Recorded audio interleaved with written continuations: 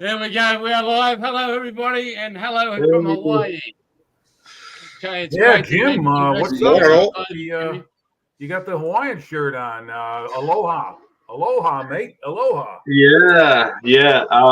I was at a birthday party for my niece, and I don't usually wear stuff like this, so I was trying to kind of surprise everybody being out of my element, and it worked. No, you want us to believe that, but we know. Oh man, I can undo this top button. Yeah. Does she like it when you wear it to bed like that, or what? She didn't actually make any. My wife didn't actually make any comments, so I don't know. I hope she's watching this, and maybe I'll find something out when I go inside. Hey, there's Bilge. Welcome to Antarctica. Huzzah! Huzzah! Huzzah, everyone! Bilge, are you getting ready for the next ice age or what? Put it this way, we've got an Arctic blow coming in. And we're talking about getting snow out at Tenterfield, which is like 4 hours west of me. Wow, that's really far inland. Yeah. Hey, do us a favour. Go take your spray booth and see if Outlaw goes in the snow. Real world test. How did I miss we'll end up with frost. I'll be able to tell you if it fucking works in the frost.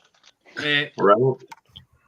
How are you guys? I mean, thanks for jumping on to Ed's channel for that live stream. Hope you enjoyed that. I did miss a bit of it. Yeah. I was painting. Hey. And I don't know, did you like purposely get up early to make an order, or? No, I needed paint. Yeah, but you made sure that I wouldn't be awake and notice it. Yeah. Stop that annoying phone call. Yep, I was on to that. And Jim. Yes, thank you for wearing the hat, buddy. Oh, well, I'll tell you what, speaking of the hat, I'm glad that no one is in the same room with me, because I really need to get this to a dry cleaner. It's getting a wee bit gamey, lads. A wee bit gamey. And, I bought this many, many years ago. We're talking about 8 years ago now, and I've never got it cleaned. Of course, I don't wear it as much as I normally. In fact, with you requiring it as regular wardrobe on a weekly basis, this thing is getting more work now than I ever had in the entire time I've owned it. Mate, it looks so good on you. Like, I also got the double. I got to check out the shirt. Oh, no way. Yep. That is a gift from a friend of mine. We are not worthy. Yes. The glasses, Jimmy. I'm doing a double whammy. Yeah. Hey, Wes, how are you? Not too bad. How are you guys doing? Yeah, good. Hanging in there. Is that just a jumper, or is that issue? No, this is just mine. No, not issue. Just a hunting jacket. Wombat. Yes. What's that, buddy? Yeah, not too bad. Tell you what, Ed owes me a strong coffee up and down them stairs and down up to the backyard. Yeah, we got to look in the bat cave, man. We got to see how the sausage is made. That's really cool. That was for me anyway. A look into how model paint is made. It's fascinating stuff. So yeah, but it's not. I'm the only one in the world that makes it like that. Well, I agree. I understand what you're saying. It's not just the fact you make it; it's the method in which you do it that is unique and custom made. Can't get any more custom made than that. No, as you saw, every process is by hand. It's not. Yeah, that was incredible. I mean, how the color looked the same every bottle. It wasn't like it layered in the cup when you were mixing it. It came out exactly the same in every bottle when you poured it. It's incredible stuff. Yeah, it's it's going to be sad to see it go, but it'd be in the same breath. It'd be good. So, well, that's important to someone like myself, a consumer that wants to continue to buy the product, to know that it's going to be seamlessly transitioned over to someone else, and that the quality will remain the same. That means a lot, because I'll tell you, not everything that gets transferred over is the same, and not even within the same company that makes a change in their product. Note AK Real Colors. They've gone to their 17 mil eyedropper bottles, and with their real color, military colors, they've dropped a few of their colors from the 10 mil bottle line, and I think they've added some more, but they've kind of reduced it, and they're bringing in automotive colors. So it'll be interesting to see how those perform, but this I have total confidence in, and it's not just because I met Mark. It's that I believe he's got the same idea in mind that you do as far as maintaining a consistency of product. It's got to be, and Mark's like myself. If it ain't broke, don't fix it. I agree. Yeah. Don't try and reinvent the wheel.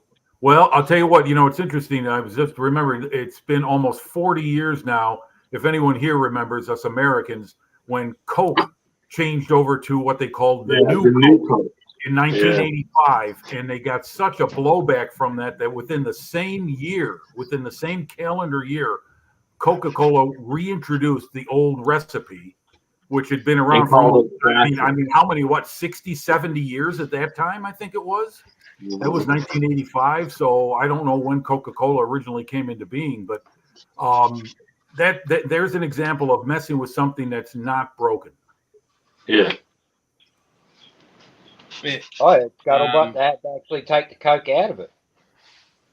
The new stuff. I remember trying that new stuff. It was crap. I mean, I want my Coke to burn my esophagus as it goes down. I don't want mild soda pop. I drink it because it has a sharp edge to it. They wanted it to. I found out the reason they made the change, or the attempt to make the change, was they wanted to have a little bit more sweet to it, like Pepsi has. So they were trying to catch up to Pepsi. And I think what's good about Pepsi and Coke is they give you two different flavors or tastes, I should say, of soda pop. If you want one, you can get it. If you want another, you can. Oh, hey, look, sign it in. Hello. Hey, Bernie. How are you? Look at the hat, James. Ed, So, guys, here we got the Brady Bunch. Jason, you got to get in the middle. Jason, you got to be in the middle. You got to be Alice. There you go. Yeah. Yeah, there you go. All right. It's a story about a man named Bailey. All right. That's the one. That's funny, man. I'm just going to close the door so the wife can have a peaceful time. So, did you, James, where are you at? Man, so what'd you guys think? I'm in a town called Bundaberg. It's about 3.5 hour drive north of home. Because Tim's, he's finished racing now. He has finished racing, but we've got presentations and stuff to do for BMX. So I'm just sitting and waiting at the moment while he's chilling with his friends, chatting, etc. While waiting for presentations to happen. Well, you got a good connection, that's for sure. It looks like your weather is much better than what Bilge is going through. Don't let it fool you. It is windy and the wind is cold. Wow, I don't hear it in your microphone, so that's why I got a flannelette shirt on top of my other shirt. Yeah. Okay. Still wearing shorts.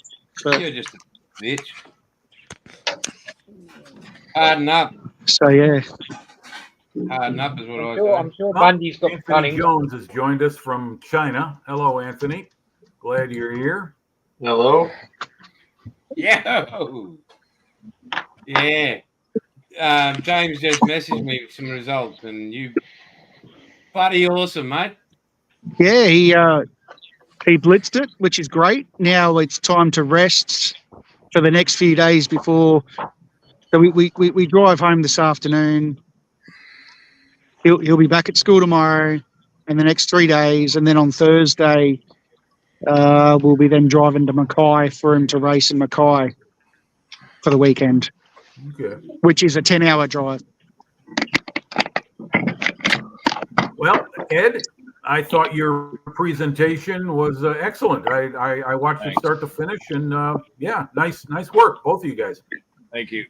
Yeah, it's cool. So Good what do day, you guys think of the color, from man? Chengdu, China. Do what?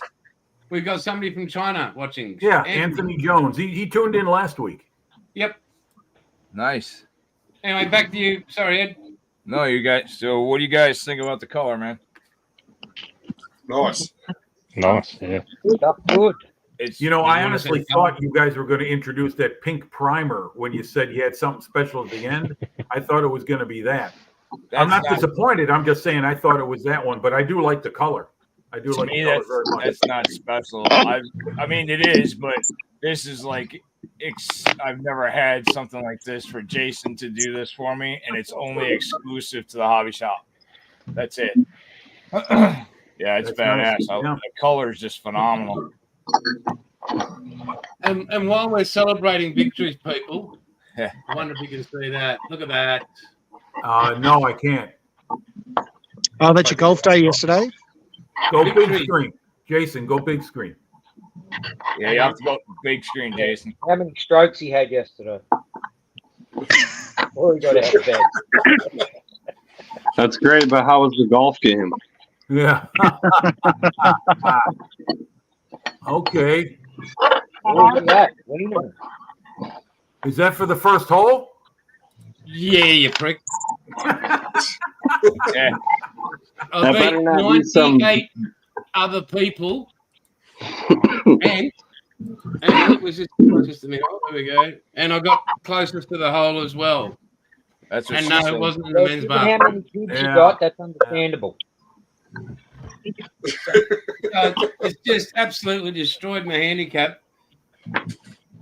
And the mate I play with every weekend, not once could he say, "Oh, bloody great shot."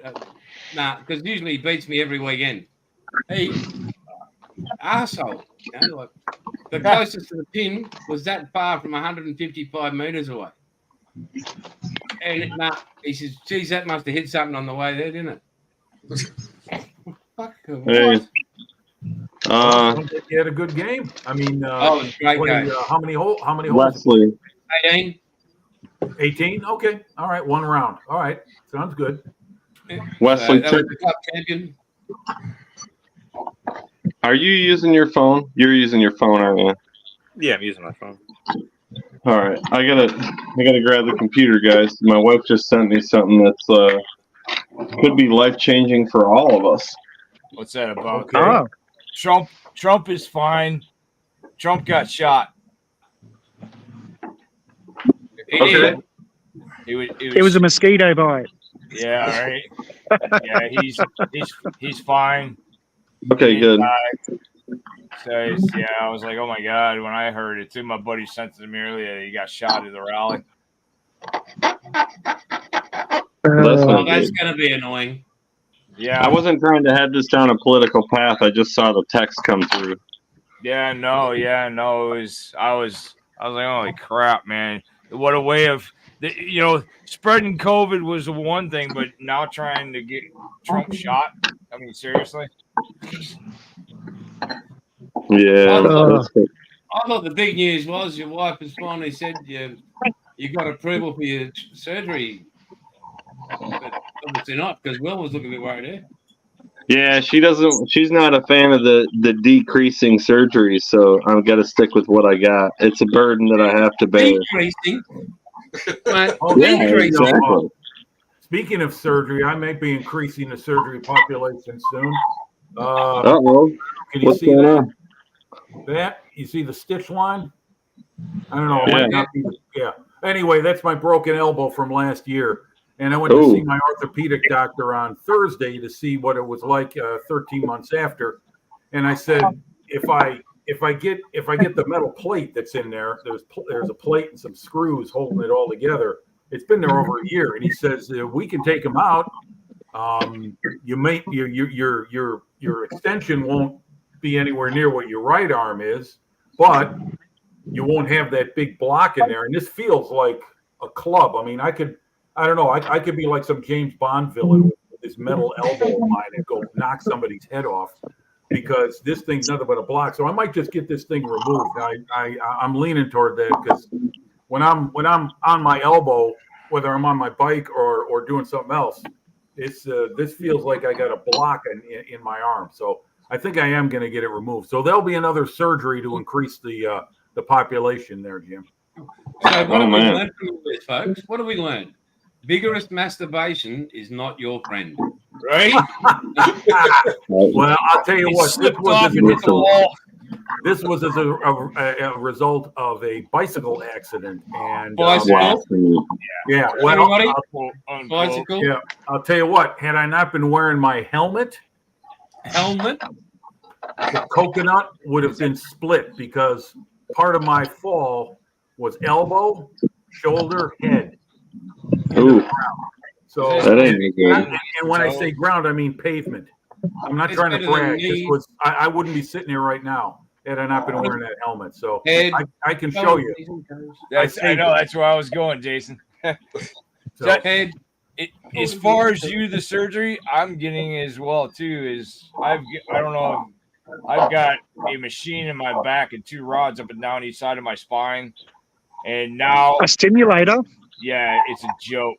Well, now there's a lump on my spine where across from the stimulator, and my back is in absolute agony pain. So I'll be getting this piece of shit taken out of me. So I'll be right next to you with surgeries there, Jimmy. yeah, I think I'm going to go for it. Doc said it wouldn't be too long of a recovery period. I may be able to get back on my bike by September. He said so. We'll see. I mean, I'd like to do it, and if I'm going to do it, I better hop on the wagon fast just to get it done. Make sure you're. I was offered that Does it slip stimulator off? for my lumbar spine, and I said no. Don't. A neighbour of mine has it, and he's just got a second one put in to work for his neck. And yeah, nah. No. So Yeah. Now, it's- Ed, can you explain a little bit more about this? I've heard of back surgery where they insert metal rods for straightening the spine. But what is this exactly that they did? A stimulator? Yeah, so what it is I've got degenerative disc disease, stenosis, and arthritis in my back. Right, same here. So, yeah, but me yours is and- obviously more advanced. Me and my ex-wife, we tried everything. They went in and did epidurals, they burned my nerves, they did all that. Nothing was working. And I was on so much medication that I was on morphine, is how bad my back was. So me and my wife got to the point I was actually a friend of hers sells CBD. So Yep. I tried the CBD, and to my means, it was working. And on top of it, I got my medical card, so I was smoking weed on top of it too. So both of them, it was working great. Well, then all of a sudden, I started having problems again. Well, so what the stimulator is it's on each side of my spine, and there's a box that's in my back. You can see it actually in my back. It was supposed to be on my ass, but they put it in my back. And what that does is send signals to the rods, and they go back and forth, and it's supposed to stimulate it. Well, when they first put it in, it was like a 2-week trial, and I really couldn't do anything because the rods were they were in my back, but they were the leads were taped so that, they were hanging out of my skin in my back. I really couldn't do much. And, it worked. I'm like, okay, cool. This is working. So we got it done. And the day that I went in for my surgery, my ex-wife was like, "Are you sure this is what you want to do?" And I said, "Well, what else? What else am I supposed to do? I can't live like this for the rest of my life." So I got it put in, and I'd say about the first 6 months, I was okay. I was great. After that, I've dwindled down to literally nothing in 4 years, to where I can't even keep a job because my back is so messed up. So anybody that, if they talk about putting a stimulator in you, tell them to shove it up their ass, because it's not even proven to work. It's experimental. If I would have known this was experimental, and I'm on meds again. See, the whole point of this thing was to keep me to where I wasn't on medication. Right. I'm on meds. I've been taking meds for 4 years. I take 2 narcotics to help my back. So why have this thing in me when I was on meds in the first place? And it was supposed to keep me off, and now I'm back on meds again. So I told them I wanted it out of me. And they're like, well, we've got to go through a process. And I'm like, no, I want it out now. I've been telling you guys for months and months. Well, once I found that my buddy that lives up the road, actually, my buddy that I built the car for, the Cutlass, he is in the medical field. And I was up there last night, and he's seen that knot on my spine. He's like, something's wrong. He's like, your body's rejecting it. And he's like, you tell them you want that fucking thing out of you. Oh, now I got to go through this whole process to try to get this thing out of me so the insurance company will pay for it. Right. Yeah. Well, as long as you get a doctor to sign off on it, the insurance company should just step out of the way and allow it to happen, I would hope. All I got to do is say they better, or they're going to be talking to my fucking lawyer. Yeah.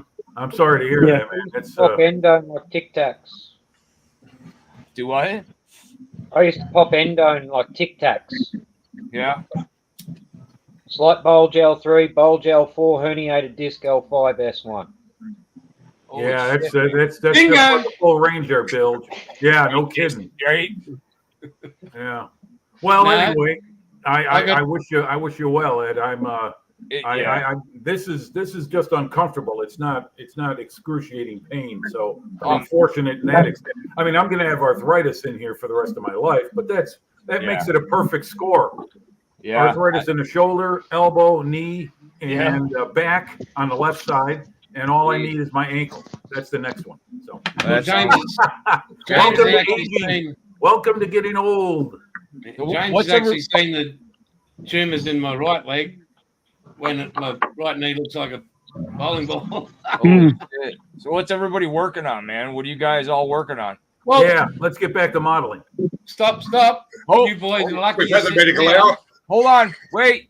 I've already seen this, so you guys got to wait. I've been building and painting. Yeah. Huzzah! Huzzah! Yeah, I know. Yeah, I'm just lucky you're all sitting down there. Like, Oh, I'm standing up. I'm actually leaning on a bin. Lucky, you would have fallen over. Yeah. That's a strange looking tank, Buff. When he showed me that, he showed me that a couple mornings ago. I almost shit. I was like, "You actually built?" He's like, "Fuck you." I have to say goodbye because they're going to be doing presentations soon, and then we'll be getting back in the car and driving back home. So I will hopefully see you next Sunday. Yep. Hopefully. But until then, guys, you all take care, and we'll speak to you then, eh? You too, James. It was good seeing you. Yeah, best of luck to your son on the next round, too. James, yeah, mate. take the phone up and we can all cheer. Right? Say, look, you've got people. Oh, there'll be too many people around. Where is he? Oh, I don't know. You lost a child. Yeah. I'm not a cool parent. He's hanging out with all of his friends, so which is okay. But can you see him? But yeah, but sorry. Can you see him? No, I can't. So I know what he looks like. That's about it. Well, that helps. So, yeah. But anyway, we'll catch you later. Okay, All right, have a good one. All right, bye. Bye, Later, man. Wombat. Yes, We'll Jason. start with you since you're up the top left. Thanks. Can you show us all your new little additions and everything you got? Because I've been looking at all your posts and. Yeah, I've got a couple of them here. I think I've got most actually. Hang on. So I picked up a couple of tanker grade publications. So just some reference material on the Aussie M1 Abrams. Nice. And the Aussie G Wagons. So I've got about 4 Abrams kits that I want to do up as Aussie ones. So they'll be coming along soon. These ones weren't new additions. These are just ones I found in the garage when I was cleaning up. So 7th Fleet Supercarriers, which is US Naval Air Power in the Pacific. So I'm going to be using that for reference for USS Carl Vinson Carrier Wing 15 project. Okay. and I found that one, which is a strike about US Naval Strike Air Warfare Center, and picked up M101 howitzer, the 105. Nice. So I'm thinking about maybe for the Vietnam group build. Yeah. But I'm not sure. I haven't got gun crew for it, so I just want figures. But I don't know. The other one I might do for the group build. Might do that. Oh, an old Verlinden resin. Okay. Yeah, I've got a few of them floating around. So yeah, I've got a few myself. But okay, sounds good. What is that? 120 millimeter? Yeah. Okay. And then newbies. So Nice. Mitsubishi Glance. So that's Ross Duncan, an Australian rally driver. Oh, I've that seen one. one of them before. Tamiya. Yes. So that one's going to be Neil Bates and Coral Taylor, again, Australian rally drivers. And Ed, I did manage to find. You did find it. Yeah. Good. Eventually I found it. Damn. Okay. Because So- I was looking, man, and I'm like, man, I gotta find this for him. Oh, they're so hard to find. And then the last thing I've been doing, I know Jace hassles me about how organised are my notes and all that sort of rubbish. I've actually been doing up build sheets for all these builds. So details of what kit, markings, colours, and what mods and stuff, just so I can keep a record of everything as I go, so I can actually remember. So if I put something down and don't come back to it for a while, I actually know what the hell I've been doing. That's a good idea there, Wombat. I should do something like that myself. So that's about it for me. That is awesome, mate. Nice collection there. Right out. We've got Paul next. What you got going on, Paul? AMT 116 55 Chevy. Nice. Healthy. Can you show us the motor, Paul? Wow. Nice. Damn, that's awesome. Nice. Hell yeah. Great job, Paul. What color did you use on the headers, Paul? Is Is that Jason's? I think so. I think it's just the white aluminium. Is it? It looks good, man. It looks phenomenal. And those are Mickey Thompson valve covers? Yep. Yeah. Yeah, I print those. Nice. Oh, man. Nice job, Paul. Heck yeah. The Mickey Thompsons came in the kit? Yep. Nice. That's what full kind of bore motor. Oh, okay. Full bore. And what kind of kit is it, Paul? The AMT 55 AMT. Chevy. Okay. Nice. That's the 1/16th, right? Yep. Yeah. Yeah, that's I only had awesome. to lift the radiator forward. Heck yeah. Yeah, looks good, man. Yeah, very nice. The 1/16th. Yep. That's the fun, big block's man. a bit longer than the standard motor. Yeah. And you had to probably cut out the floorboard a little bit, or no? Only where the headers go. Okay. All right. And grind it back a touch. Can you show us? I'd like to see. I'm interested in motors and. Okay. It looks nice. You did so. You cut where it would have normally extended from the frame inward. You cut that part out. Yeah, and just widen the edges of the transmission tunnel. Yeah, nice. Good job, man. That's sweet. Very nicely done. Who's that must be Jim getting up. And I haven't grown the bloody wheels yet. They're the tyres that are going on it. Were those the tires that came in the kit? Nope. They're full bore wheels and tyres as well. Very cool. All right, Jim. Let us Jimmy, go. What you got going on, Jim? Okay. Let me get my what I got. It's not much, but it's something. Let's see. This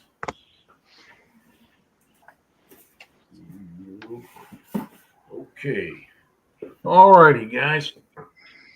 Well, the Italian plane has taken a step forward.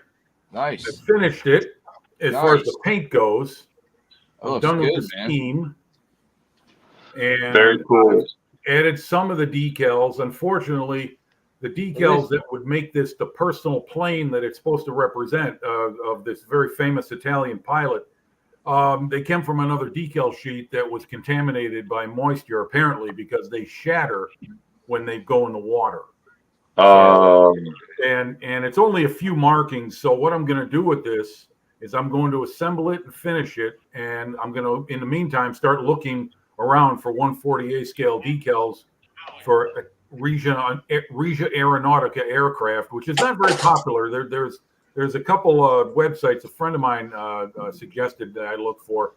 And so I'm going to finish this thing. You can see down here. It's let's see, can I get that? You can't really see the difference. There's, oh my God, there it is. There you go. You can see the difference in the color scheme. This is one shade of blue, and this is another one because, as you can see, the starboard wing on the real airplane was replaced in the field in North Africa, September 1942. What this guy also did, I think I got my pilots right. He supposedly forced down an enemy British Hurricane, kind of like you remember the film The Blue Max, where he forced that British airplane down to the ground, leaving it into the airfield.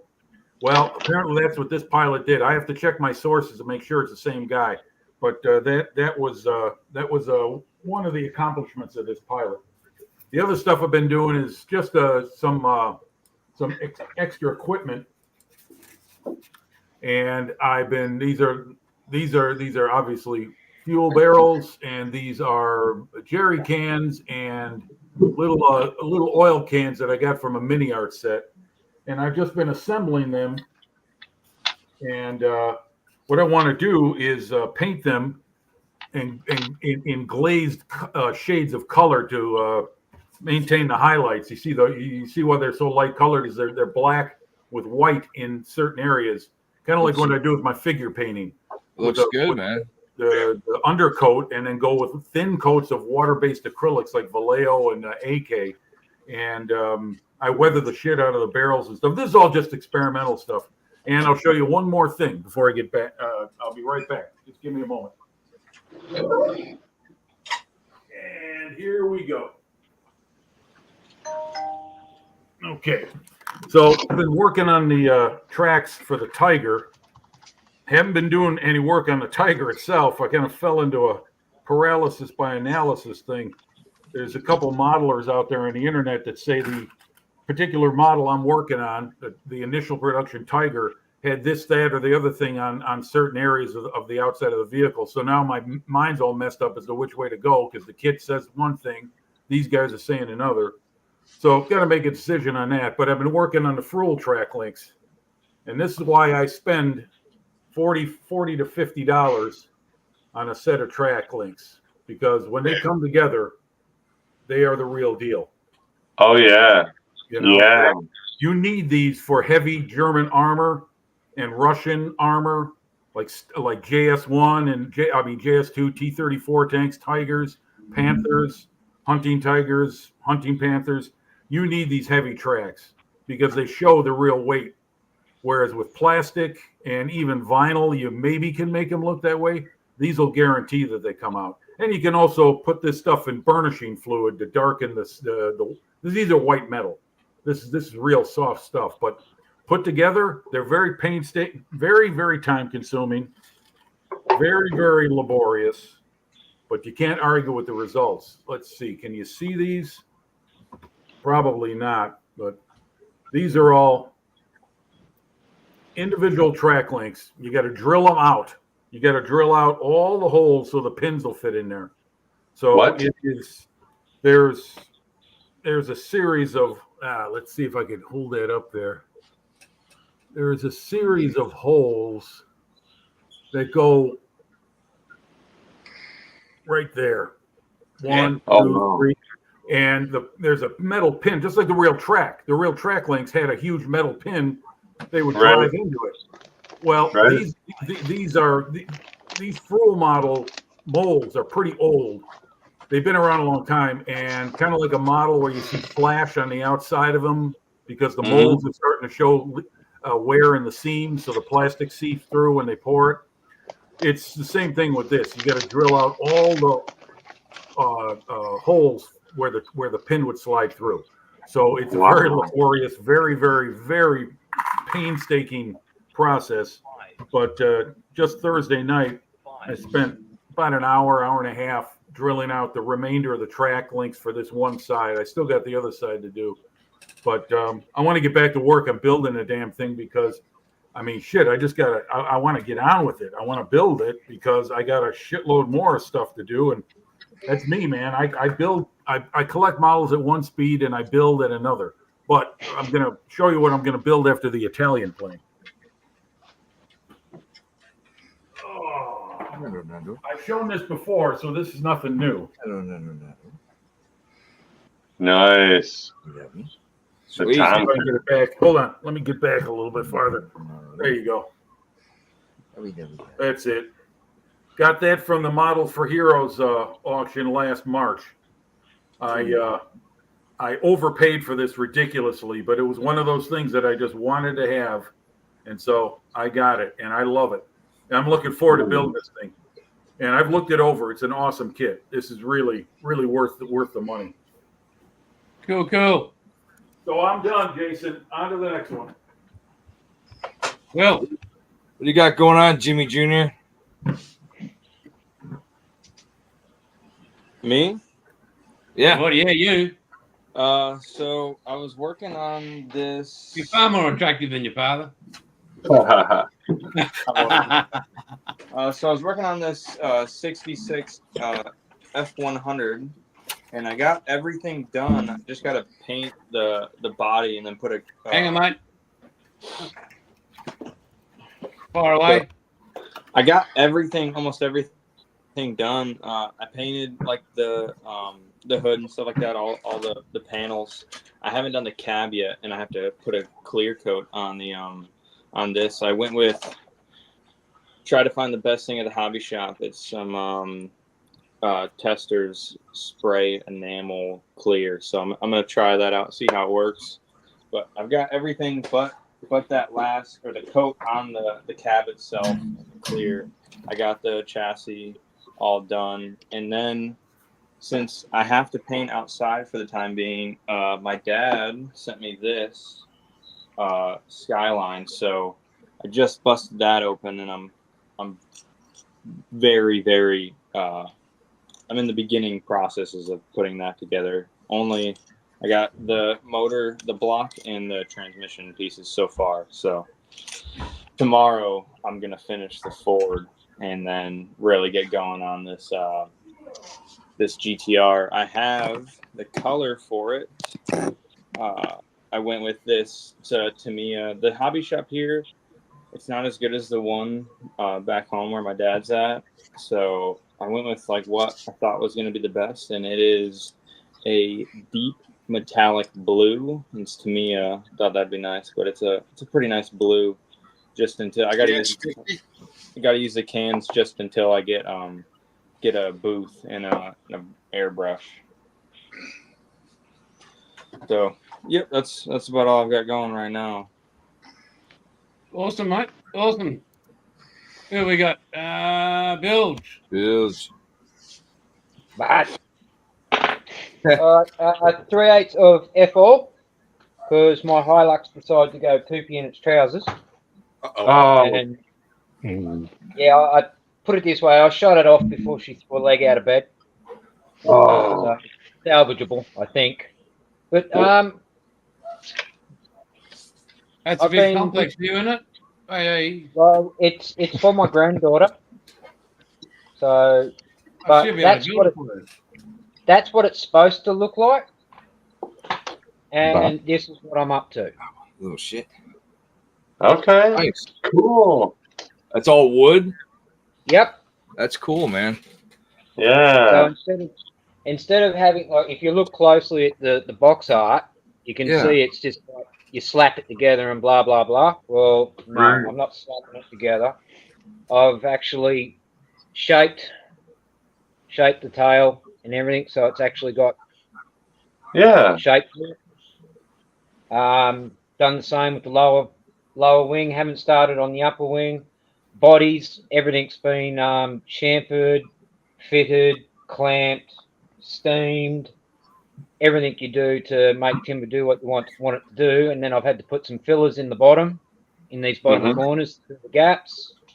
And now I'm just working my way on the motor to get it to look something like a Bristol Bulldog.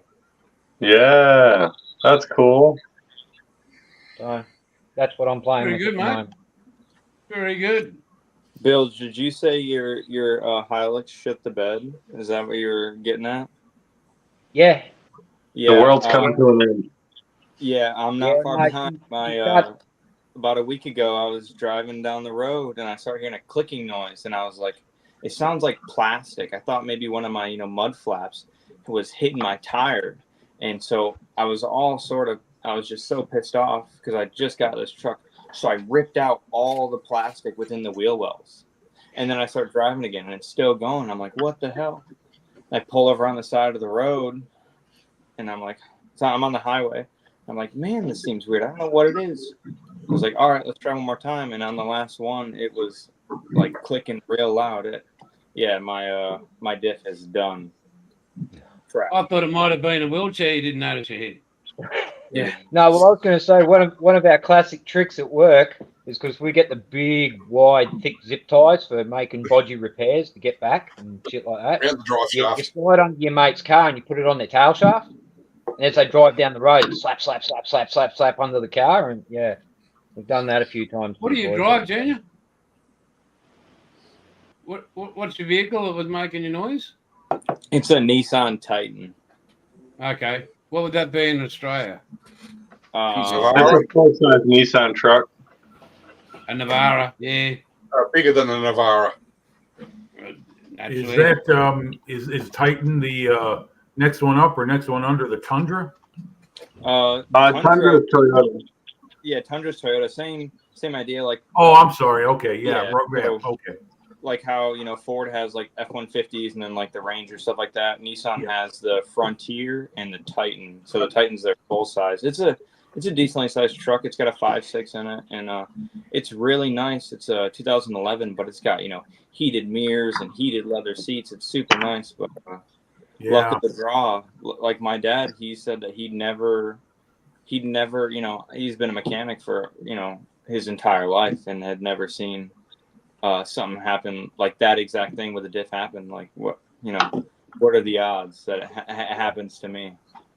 Yeah, well, after the live, I'll be crawling underneath the old girl, dropping the sump pan out and seeing if there's anything laying in the sump pan that shouldn't be.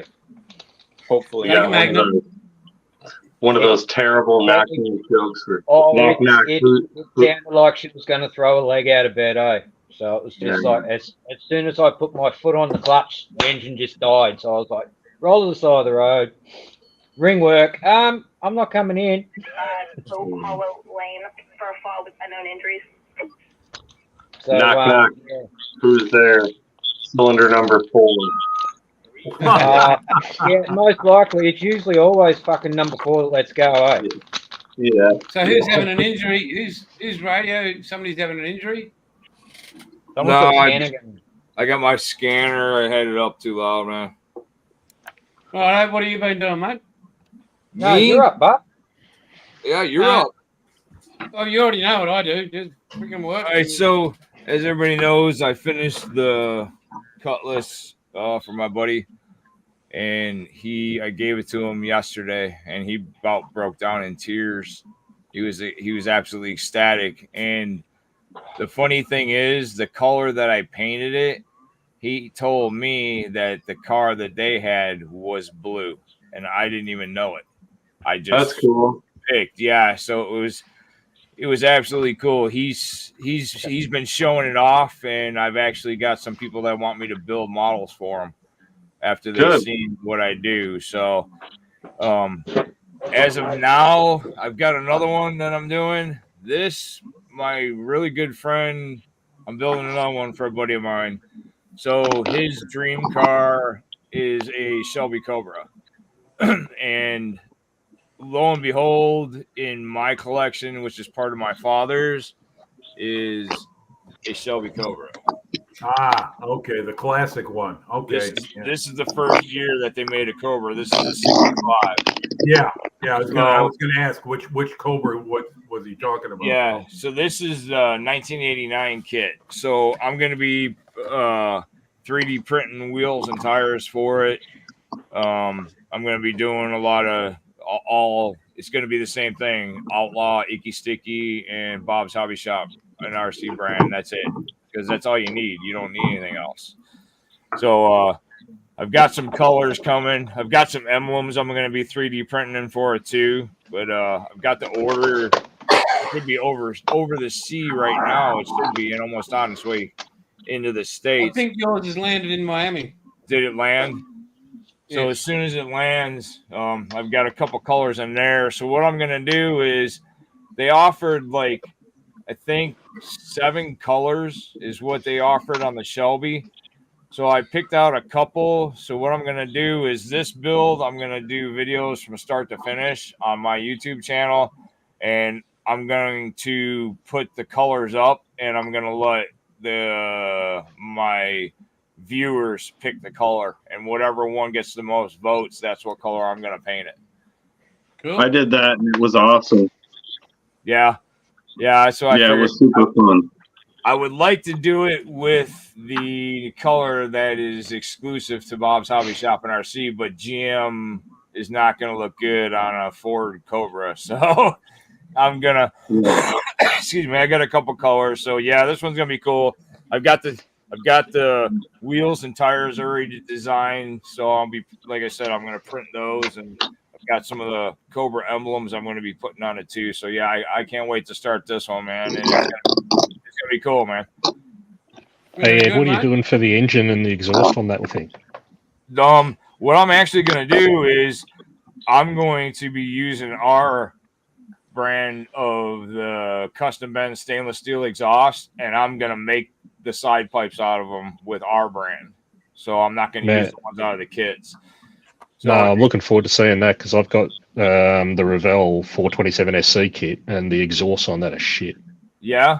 I'm going to have to send you some of our stuff, Wombat, and it's going to get our brand of the pre-drill distributor kits and stuff like that with the spark plug boots and the wire looms. So, yeah, we'll have to Zoom each other, and I'll have to send you some stuff, man, so you can actually use some of my stuff. And I'll have to see if I can find that Thunderbird that you were talking about. I think I've got it. So I think it should be exactly what you're looking for. So when I find it, I'll send you pictures of it. You'll have no worries, cool. I've got you on Instagram, but you'll have to send me your email or something, or a way I can contact you so we can actually visual talk with each other. Yeah, not a problem, can do. Yeah, that'd be cool. Cool. That's what I got, man. I do have one thing to share.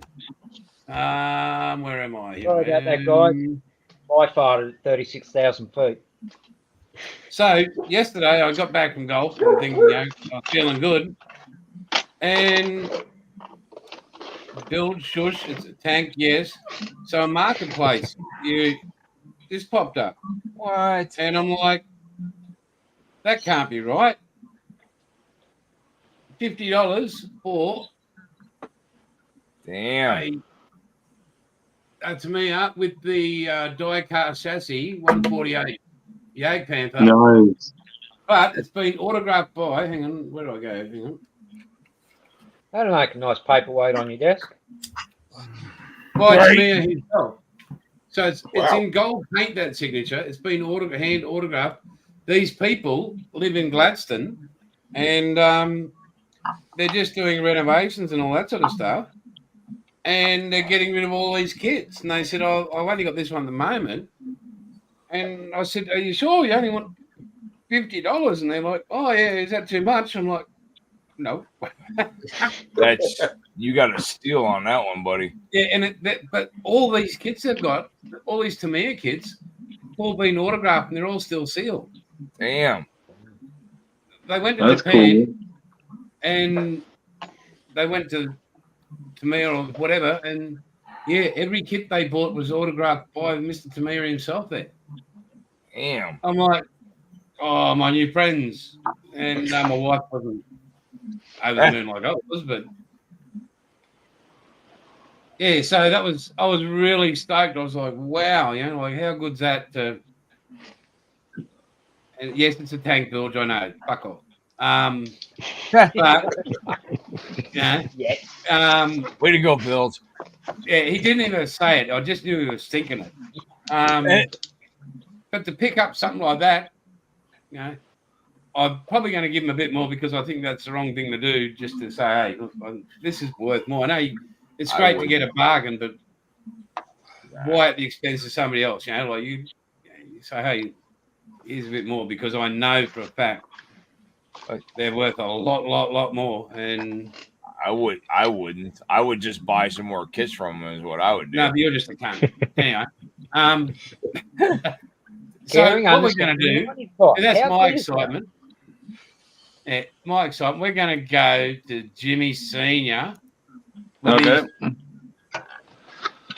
So this isn't real exciting. This is just the chassis for a die cast I'm working on. I use the chassis black, the Outlaw chassis black, and then I did a bunch of I did the differential, got the rear diff, but so it's not detailed or anything yet. How about you start fixing up some seam lines, Sunshine? Yeah. You need to get some icky sticky extra thin and use that to seal your seams. Yeah. I have some actually. It works phenomenal. Wow. And then this is my first. So let's see. There we go. So, That's awesome.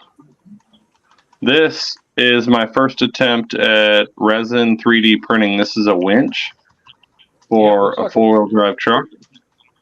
Did you buy the file? No, that file was free. Was it? Wow. And then this is a cylinder head I printed. You can't. I don't know if my camera's picking it up or not. Yeah. It's actually got valves in the head and stuff. I printed this wheel. This wheel turned out really nice. Let me get my grubby hands out of here so you guys can actually see it. Here, we'll do this.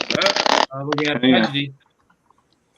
And this light's not as good. Hang on, I want to show you. This wheel, this thing turned out really well. Hang on. So I was just kind of experimenting with some different stuff to get the hang of the resin printer, and this isn't actually tire black. This is obviously something different, but it's a Cooper tire, and man, it came out of the printer, the resin printer, just amazing. What kind of printer did you get? A frozen or any cubic? You got an any cubic? Yep. And then I have this is the camera probably won't pick it up. This is like a cold air intake, like air filter. So yeah, Wes is actually making some files right now, and yeah, having some fun with that, trying to learn something about it, and yeah, working on a die cast. But Wes's truck, trying to help him navigate that, has taking quite a bit of my time, and my day job is really starting to get busy. So that's good. That's yeah. Unfortunately, it's not really what I want to do at the moment. I want to model and work on the channel, but it's paying the bills, so I got to do it. Yeah. So, Junior, what was that kit you had, mate? What were you unboxing there? What was that? So I was gonna talk to you guys about it real quick. So my dad gave me this before I left. So his dad had and has a '64 Impala and Super Sport convertible 4-speed car, original factory 4-speed car. So my dad gave me before I left. It's an AMT, and I looked at it was still sealed in the packaging, covered in dust, and I seen the price and it said $975, and I was like, prices went up a little bit, and then I started to wonder how long, that this sat in that box, and somewhere in here, something is stamped with right here, 6 of 94. So it's been in here for 30 years in this box, and I just that's older than you, dude. That's how when you can tell when the kit was made is on the back of the decals. Yep. It says right here, 6 of 94. So we got a whole bunch of those. If anybody is, what does that say? Wesley, I love you. Who's that from? Dad? Maybe. On your behind wall. you. Oh yes. Before I went to boot camp, my dad wrote me that, and so everywhere I've went, I've always brought it with me and hung it up. Wow. Well, he must love you because he hasn't given you a Ford to drive, so that's okay. Oh yeah. Hey, read that, Wes. I think that's pretty cool, man. Yeah, read it out, mate. It says, Wesley, never forget that I love you. I hope you believe in yourself as much as I believe in you. Wherever your journey in life may take you, I pray you will always be safe. Enjoy the ride and never forget your way back home. I can't promise to be here for the rest of your life, but I can promise to live for the rest of mine. Love, Dad. Oh, that's beautiful. Yeah. That's really lovely. I've always hung it. He gave it to me right before I went to boot camp, and I hung it up in my room back home, and then when I went to my school, and then even when I was in the barracks, I hung it up. So Awesome.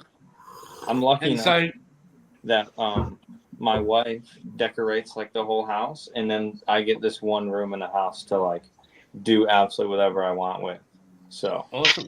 You got about like the standard American household, Wes. What's that? I said it sounds about the standard American household. The husband's got the man cave, and the rest of the house is the missus. Yeah, I told her. What about your girlfriend, Junior? What's that? What about your girlfriend? Because your dad only found out you were married the other day. Yeah. Oh, he's always doing stuff like that. Oh yeah, that's his favorite. And so, how do you cope? Like, how will you get through the rest of the day, knowing your father's wearing a shirt like that in public? Well, he helped me pick it out. Oh, I have a few of my own. Oh, so you went shopping together, girls. You guys need to get some Bob's Hobby Shop and RC shirts, man. Yeah. You can put one in with my order, and I'll wear it. Yep. Yeah. What he said. One I've got on says, "In my defense, I was left unsupervised." There you go. Exactly. Oh no, it's too much. That's too bright. Seriously. Wow. Guys outside looking like that. Hey, hey, Wes, what is behind that door that he keeps going through? So that's a room. So in the shop he has, it's a big old barn. So his shop, that's just the modeling room. He built a room, just for modeling. Okay. Nice. Actually, Wayne, I need to talk with you too later about some decal advice too. So. Okay.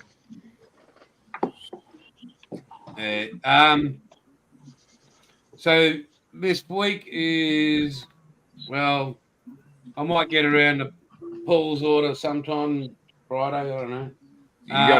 You got another order coming in from me, so. Yeah, I got orders, buddy. Left, right, and center. So I've got to make about 4,000 models this week. So everything you saw in that video, times that by 4,000. So that's going to be fun. It's lonely at the top. Hey? It's lonely at the top. And then, but Thursday, because I played golf twice this last week, on Thursday, there's a veterans competition. And I hadn't played in it for it's a weekly comp, but I didn't know, and I came fourth. But it was actually a qualifier for the Open this coming Thursday. So I qualified for the Veterans Open in the area with our district. And So that's going to be fun. But I was pretty stoked on that. So Thursday I'm playing golf and I'm taking that day off. And other than that, I'll be making paint. And the chances of me actually getting onto that building that's going to be rare. Tomorrow, and I'll share with you guys now, it looks like gallery airbrushes are going to be, they've sent me an email asking a couple of things, and I've agreed to a Zoom meeting with them tomorrow. But, yeah, outlaw and gallery airbrushes. Nice. Okay, I got a couple of gallery airbrushes. They're good. They're good items. They're worth the money. That's what's going to be happening. I'm going to not just go, yay, woo. I've never used one, so before I go thumbs up, thumbs down, I'll be discussing with them. They've offered me the entire range to test. That's from their watered spray booth all the way down to all their airbrushes, their compressors, their different nozzle attachments. And I'll test every product thoroughly. And if I believe that a model is going to get good, and I've seen the prices, if their value is good for money across the world, not just in this country. Work on going, yep, that's a fit with Outlaw Paints.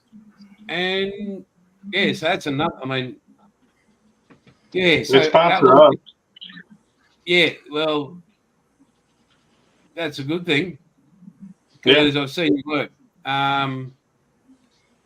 But they actually got in contact with me. I was like, well, I'm a nobody, but well, no, Jason, Gallery's really taken the offensive in the last year or so. They're a China-based company. They have money to spare, and they're sparing no expense in getting their product out to a lot of YouTube modelers. I mean, they know what's going on, and they know the names out there, and they know the numbers that these people are drawing in. So they're not giving, I don't know, whatever they're doing with certain YouTube modelers, but I know a lot of guys who I regularly watch who have a gallery airbrush, have tested it, and have proven, have found for themselves that it's a quality product. But they're blitzing the airwaves. I mean, the first time I saw that name mentioned was a guy named Barbados Rex. Yeah, Barbados Rex. I've watched him for a number of years, and what he's kind of like the E.F. Hutton of paints and airbrushes. When he talks, I listen because he does the experiments right there for you. It's not like he says they work and he doesn't do anything. He does the work right in front of your eyes, and so he shows the results. Well, in their email, part of their opening statement, we are very excited. Yeah. And I would be too, sure. Yeah, that's a great combination. I mean, you talk about a name that'll get your name out there. Gallery and Outlaw? Hell yeah. Yeah, so and they sorry, mate. Their quality or their customer service, man, if you have issues or you need something, they do not mess around. They will immediately respond and they'll bend over backwards. I was fortunate enough that everything that they sent me worked great right out of the box. But I've contacted service a couple times, and I don't think, their customer service is like bar none. So that, for what it's worth, I will say the lower end, the advanced series, this one here. Which one you got? Which one is that? So it's the advanced series GHAD-39. It's like $40 or something. This is sprayed a ton of paint. So the only thing that I hope they do differently, and I'm sure their higher end brushes, which my other one does have it, is the polished. The inside of the cups aren't like a mirror finish, and so Outlaw cleans out of them like no problem. But if you use some acrylic like Tamir or something, it just might take a little bit extra gun cleaner, to to get it out because, and that's a lower end one. The Barbados Rex gun that I have, the Swallowtail. Yeah. Yeah, I've got the 39 and Yeah. I've got the 98. I bought the 98 first. You know what I'd like them to do, and I'd have to get on their website. Do they make a needle smaller than 0.3? Because I want a 0.2. Yes, they do. Yes, they do. For my airbrush. Because I've got some detail work that I like to do that requires a little bit more finesse than I can get out of a 0.3, even though the difference between the two is kind of is very narrow. It does offer a bit of a difference, and for some of the stuff I do, I'd like to try it because their airbrushes work great. They atomize the paint really well. They all have that finish that Jim was talking about on the inside of the paint cup, and it's a big difference because, all right, I'm going to put my hand up. I'm going to say I've been buying cheap airbrushes for a couple years now, and for $25 plus whatever shipping is, $5, sometimes none, I can get a replacement. I've been putting good money into bad sometimes by just getting another cheap airbrush to replace the other one. So when I saw these and I saw their prices, I went in and jumped on them, and they work, and I'm happy with them. The only thing I wonder about with even with these galleries is what is it going to work? How's it going to be 5 years down the road, 6 years down the road? I've got a Posh airbrush. You could run that thing over with a tank. Yep. And I've had it 25 years, and it's working. Yep. That Posh single action is about the best airbrush you're gonna get, man. Well, I like the flexibility of a double action, and I'll tell you what, 5 years ago I would have told you no. And it's only because I've worked with them that I've come to understand how that they do offer advantages. And if I was going to go with a brand, I would go with Posh again, but it'd be their Talon. Yeah, the Talons are nice. Yeah, that's the double action. A friend of mine's got one of those. He's had it for over a decade, and it works every time. That's what I mean. And including gallery. I want to see how these things are going to be working 10 years down the road. I'm going to tell you what, man. I'm going to start the ones I use right here. I am getting ready to carry these in the hobby shops. I have the Nyokos, and I'm going to tell you what, this is the best brush I have used out of the cheap ones. These will be available on the website. I've already got something with Nyoko going on, but they offer different lines. They have one with just the pull trigger. Right, yeah. This brush is what I use to paint that 69. And I use this, and then I use my Posh. With these brushes, I'm going to tell you what, for $50, man, you're not going to find anything better than this, man. Let me ask you something. Do you have any use for the Mac valve? Yeah, I mean, I personally don't really. Yeah, I personally don't. I haven't come to understand the concept of it yet. I mean, I get why it's there, but it seems like you can do the same thing with your pressure control on your compressor. Pretty much. What I do is when I've got mine opened up where the flow is, and then I just adjust it with the pressure. But the thing I like with the Nyoko, man, with this one is I love the tip. It's like a fan tip, but it's got the 4 on the end, and I mean, I don't know, man. I like it. I see what you're saying. Yeah. It's got the end. I mean, I bought it. I'm like, for $50, I'm going to give it a try and see what it is. Yeah, definitely. I would too. Yeah. It's easy to clean. It's not, I mean, I haven't had a problem with it. I'm not going to go out and spend $200-300 on a freaking airbrush. Sorry. It's not worth it to me, man. Hey, mate. Restoration. The Swallowtail. I have that Nyoko. Swallowtail. Is that the spray? I use that for primer sometimes, but maybe I just got a bad one. I wasn't a fan. Yeah, you probably got I heard when they first they were having problems with them when they first. I just got mine last year. And okay. I haven't had any problems with it. I know they had glitches and stuff that they were fixing out of them and stuff, but they offer the full complete where you can get the compressor with it and everything else for like $100. You know, so I mean, I still use my Bosch single action, but when it comes to certain stuff, I've been using this Nyoka, and I mean, I like it, man. I really do. The only thing I don't really like about it is I don't like how this one's not that bad, but the cup, the cut lines were inside the cup. So what I did with this one is I took a fine piece of not steel wool, but what's that sandpaper called? It's real fine. And I went on the inside of it with this, and I haven't had a problem with paint sticking. It flows. I mean, I haven't had any problems, but I find ways to fix things if something's wrong with it, man. But I like it, man. I mean, it's for $50. For someone that's just getting into it, to me, for WADA, I know a lot of people use them. I don't like them. I think they're a waste of money. But it's just, it's just my opinion. You know what I mean? Like I started.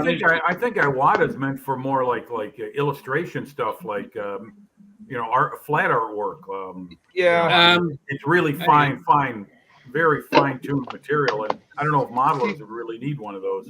That's the good thing with the Nyoka too. Iwata. Yeah. I got a Creo GCI, and that's the Eclipse, and I've got the Neo. I will never. Well, I can't say I never because I'm going to try the. Hang on, mate. Gallery. So this is. I was using this GSI, this Creos from Mr. Hobby, GSI. It's got a fan cap, but when I got that Swallowtail, man, it retired this thing. This will probably be Wesley's soon. It's a good gun, but the Swallowtail, man, that's where it's at. So the aim is to test these, and I will be testing them. And if they're anything like everybody else is saying about them, I will be getting them in. And Mark will continue on naturally, but I'm thinking about, my head started turning. I could, maybe if you bought a certain amount, you got an airbrush, or you got a discount just to be able to get people into an airbrush, or an affordable airbrush, right? Including the compressors and their spray booths and stuff like that. So it was just, ideas have been running through my head. I'm not nervous about the meeting tomorrow because it's the whole creative board I'm meeting and the CEO. There's about 10 of us on the call, and I've got to work out how to speak properly. And do us a favor. Try, maybe kind of on the down low there, reach out to their customer service like there's an issue and just see how they handle it, Yeah, I'll be doing.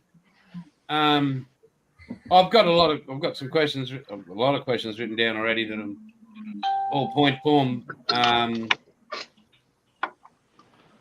Because as you know, I'm pretty protective of Outlaw, and I don't. Right. That's why Outlaw. The only thing you get on the Outlaw website is merchandise or paint. Right. That's, you've got some skin in the game, Jason. It's not just you're another YouTube modeler that's going to get an airbrush to sample on his work. You have a brand you're carrying that you want to. Is the idea you two will pair together? Is that it? Yeah. Okay. Yeah. I mean, I would be concerned too. I mean, I'd have to be asking a lot of questions. Your reputation is going to be tied in with theirs. Yeah. So, it's it's a big thing, but again, I'll make my judgment call, listen to other people's judgment call on what, the gallery, and then I'll make the decision. GB, it's a heap on the go for Jimmy. He's got quite a few, but so that's where I'm at with that. So I just sort of share that with you guys. Well, you all know next weekend where I'm at. That's cool. Maybe the weekend after. Yeah. Go ahead, Jason. I'm sorry. Yeah, so probably about 2 weeks' time, once I've got it all in my hands, tested the shit out of it. Yeah, you guys will know the decision. I think that's, and this is again me speaking out loud. The best part about Outlaw is that we don't hide anything from. Right. We're happy to share that we're not. Oh, we'll hide this in the background or hide that. It's this is what's happening. It's great paint. It's awesome.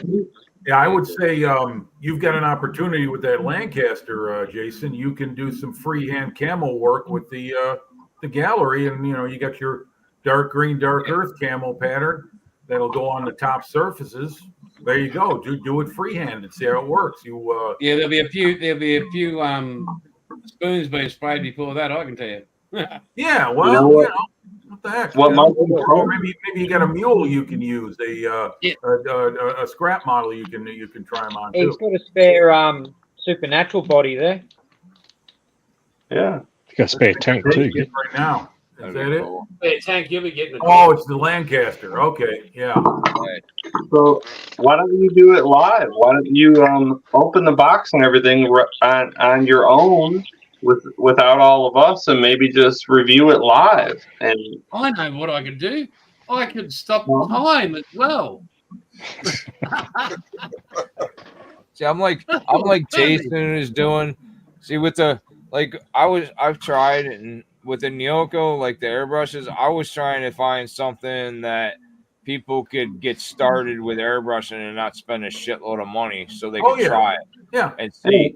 And I've been in contact with Nyoko about the brushes and everything else and stuff, and I was trying to think of something, kind of like Jason was like.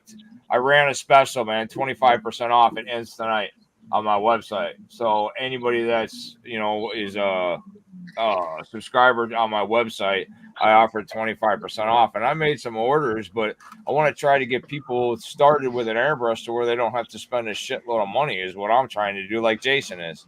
Same thing, to where people can. That'll be the thing, that'll be the thing with like Ed and anybody else in the States who picks it up, and in the UK and Europe, that the Outlaw brand will take Gallery along with for the ride, and they'll get like people like Ed or Moss will get the discount from Gallery to be able to join the two together. So, yeah, I'd be willing to try one of their guns. I was actually getting ready to try one of the Black Widow ones from Harbor Freight, but I've actually heard some bad shit about them and stuff. So I mean, yeah. Harbor Freight, I found their products to be hit and miss. Some stuff is good, other stuff turns out to be absolute garbage. All their airbrushes are garbage. They're junk. Well, yeah, I mean, they mass produce their stuff, and God knows who produces it for them. But, they get it at a dirt cheap rate, or at least I'm guessing, because they're a nationwide corporation, so they can sell their stuff at 50, 75% off what a normal shop would sell an airbrush for, because they can order 50,000 of them or whatever it is, and they can distribute them all over the United States. I'd like to try one of those Galileo ones, man. Another idea I had is, and if you guys would be interested, because we've all got our YouTube, Jimmy Senior, he's already using Gallery and they gave him a brush and whatever. But if I could set it up, and when I'm talking to him tomorrow, that and you don't have a channel, do you, Jim? We're working on getting Jim one started. Yeah. Right, yeah. Well, Jim and Wes have been banging their heads together. But anyway, Jason, go ahead. I'm sorry. What my proposal to Gallery will be also is that since Aussie Model is live every weekend, in conjunction with all our channels, is that I can convince them to send you all an airbrush to try out. Oh, that would be awesome. So that on Sunday, $60 super cheap auto airbrush. Yeah, go fuck yourself, Bilge. On Sundays, when we can actually include a gallery section. This is what I've used. This is the gallery I've used, and you're getting a different view from different people across the world. Yeah, that would be awesome, Jason. I'll be right back. Let me show you one example. That's a good idea, Jason. I'm on board with you on that one. Hey, Jason. Yes. Could you let them know I don't have a compressor or a booth, please? Yeah, that's what I think. But with you, Wes, my idea with you is if you're going to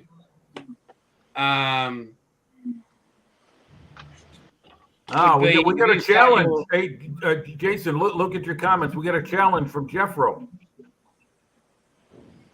Who? Jeffro K. Huzzah! Huzzah! Huzzah! See what he's saying? Yeah, it's okay. What's the time in Australia? 12:20, way past his bedtime. He's due for his nap. Yeah, sorry, mate. See your beautiful wife. Take those tablets. Have her lay down. You'll be right. Catch her in about 4 hours' time. The blue pills. He's Jeff's where he has to spray outside at the moment. He's retired, but he's getting everything together to do it. The cleaning's easy.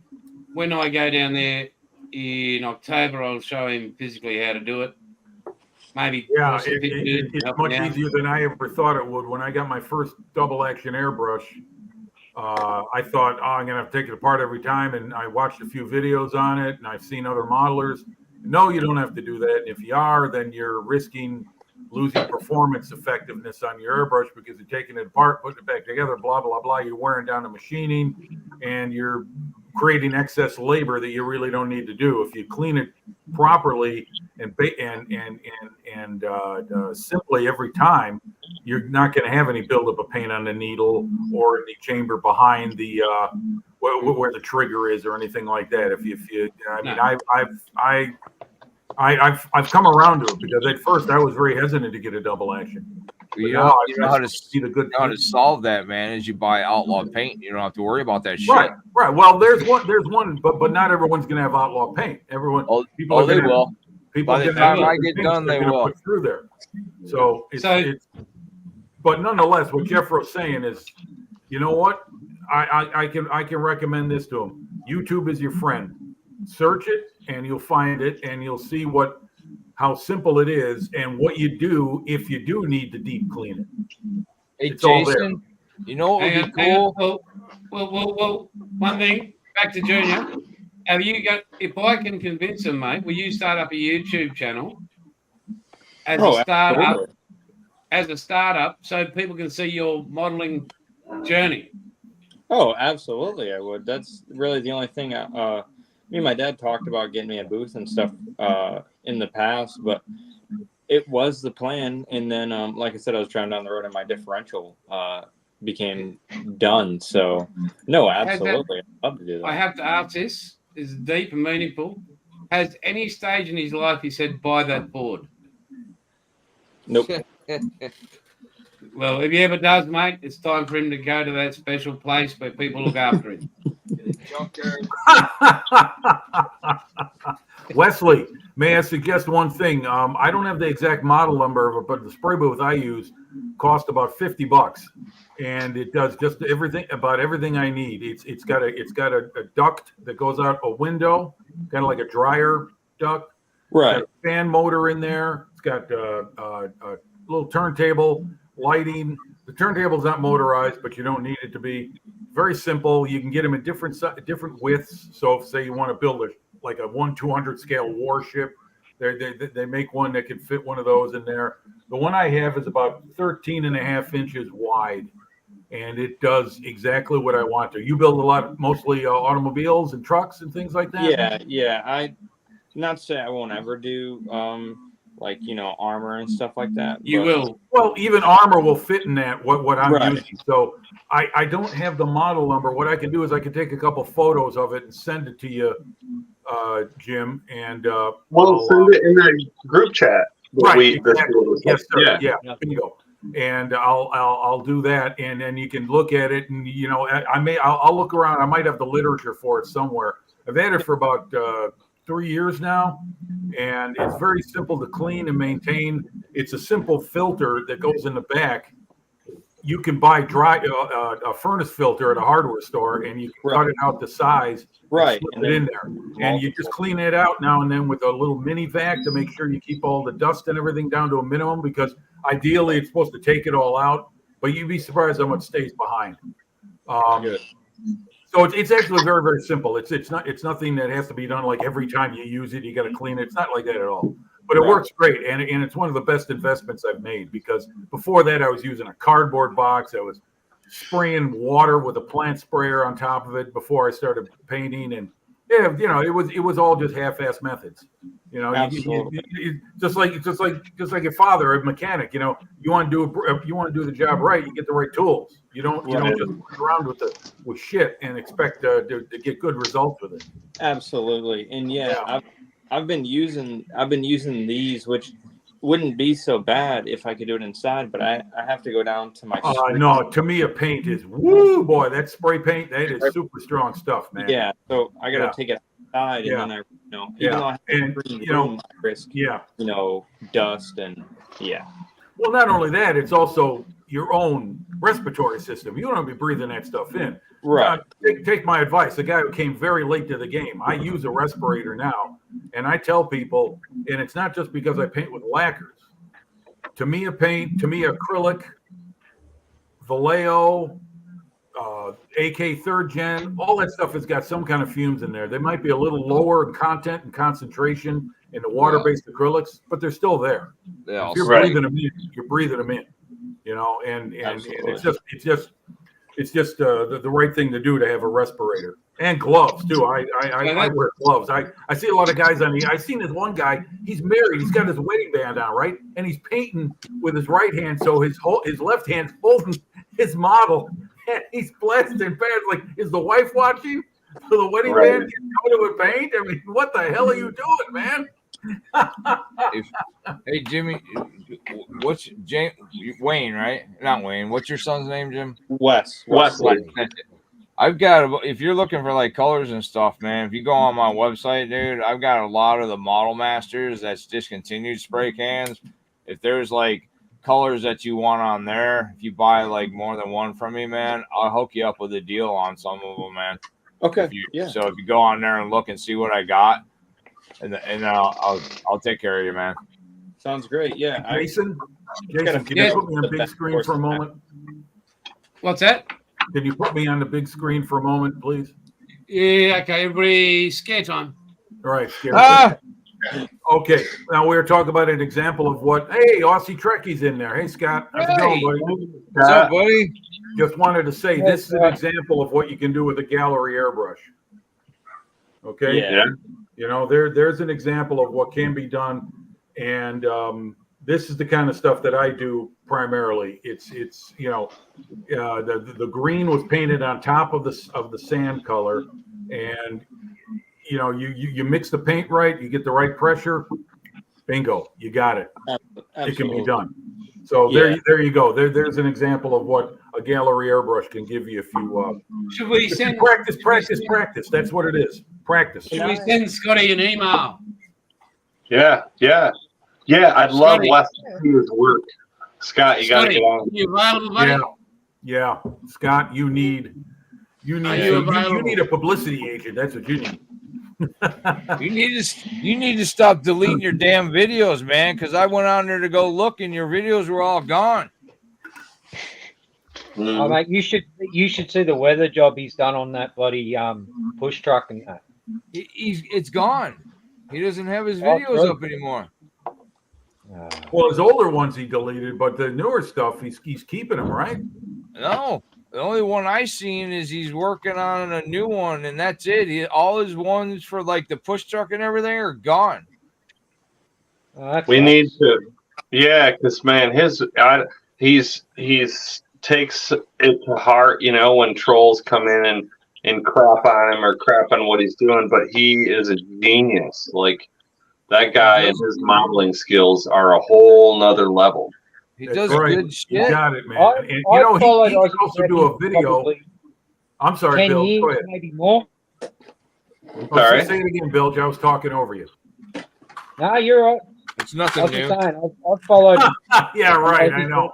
That big mouth of mine. No, I was going to say that, you know, he could do a video just on his tools and his layout and how he builds this stuff. Because it's not just a knife and a ruler. I mean, this guy's got some serious cutting devices to make it in a like an industrial capacity where you can cut the same blank, you know, how many times you need to for whatever he's working on. I mean, he's got a great the whole thing is super interesting. I actually watched him use that and then made my own. I scratch built one and it works well. Email's been sent, Scotty. Email has been sent, mate. Jump on, Back, please. back to what Jason was saying about the Galileo guns. I think it'd be cool, Jason, is if we, you know, like you were saying, if they sent me one and Junior one and stuff, it'd be cool to like do all of us together as our first time using them on this channel, man. Would be kind of cool. Good idea, Ed, because I've never used one of those spray guns. I've wondered what kind of application I would have for military work, but I think it can be, you know. Look out, boys and girls. Oh, there he is. What's up, buddy? Hey. There he is. Hey, we're not worthy. The legend, We're not Trekkie. worthy. Scotty. I don't know about that. Scott, you rock, man. Stop deleting videos. Everybody, and just take the shush, everybody thinks you're bloody amazing, mate. But get what the rest of the bloody world, you're an amazing modeler. Like, people dream about your skill. Piss off Well, I the do dickheads, think I mate. have a lot of skill. You have fucking more. Fuck me. You got a lot of fucking skill, dude. Hey, Scott, We've been on here no for such thing as building straight out of the box for you. We've been on here for an hour and a half. So Scott, let's see what Scott's working at. Yeah, what Because do you this got? is going to be What you got? Where do I start? Hey, before you go, I'm going to make a copy because I don't want to get erect in front of people. Okay. What do you got? What do you got going on, Scott? At the moment, I'm working on the Fall Guy truck from the TV Nice. show. Nice. So that's You started that 8 years ago, didn't you? What's that? Yeah. But I've got a couple others I've finished. That's a I'm nice, also nice tape building job, man. 148 Apache. That's cool. The amount of detail you put into the cockpit of that's awesome too, Scott. He's Tell me about it. I just grabbed one of these others. I know you will want to see. Fast, pay attention. Oh, I'm watching. Okay. The weathering on my lead truck from my Carlisle build is all done. Nice. Very cool, Scott. So grab the push truck. Scott, can you tilt the front end on that so I can see the motor on the motor guy? That truck's just amazing, man. Yeah. That's got a 3D. That's a 3. Is that a resin engine in that, Scott? Yep. Look at the chains. Cummins signature. Yeah, look at the chains, man, on the back there. It's just fucking awesome, man. Yeah. I'll grab the other one. Okay. I wish you would stop deleting his videos. So do You I. had to do some slicing and dicing to get that donk to fit too. Oh yeah.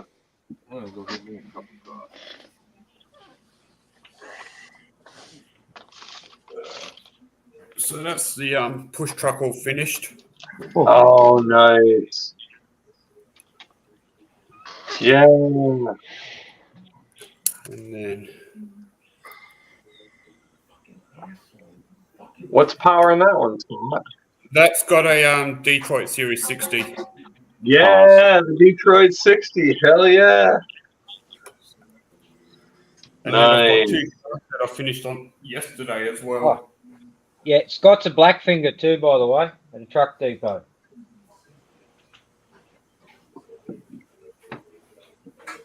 So he's hands on. So That's the other one I've just completed. Whoa. Oh, nice. Paulie's got one of them sitting in his shed, I think. Yeah. And then I finished this one last night. Got two of them Look at that, Paulie. That's nice. So that's what I've been working on lately.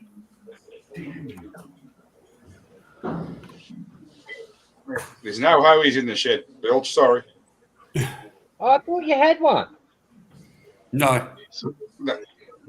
No, mate. Scott, my son's on here with us, and he's kind of just getting going, and I was telling him about you and the work that you do. So, yep.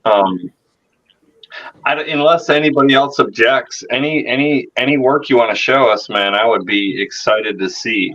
Anything that you're excited about. What's one of your favorites? Go on, Scotty. Do it, mate. I'll have to think about that. I know that actually, wait. First part, yeah. You can't pick your camera up, can you, and show them the shelf?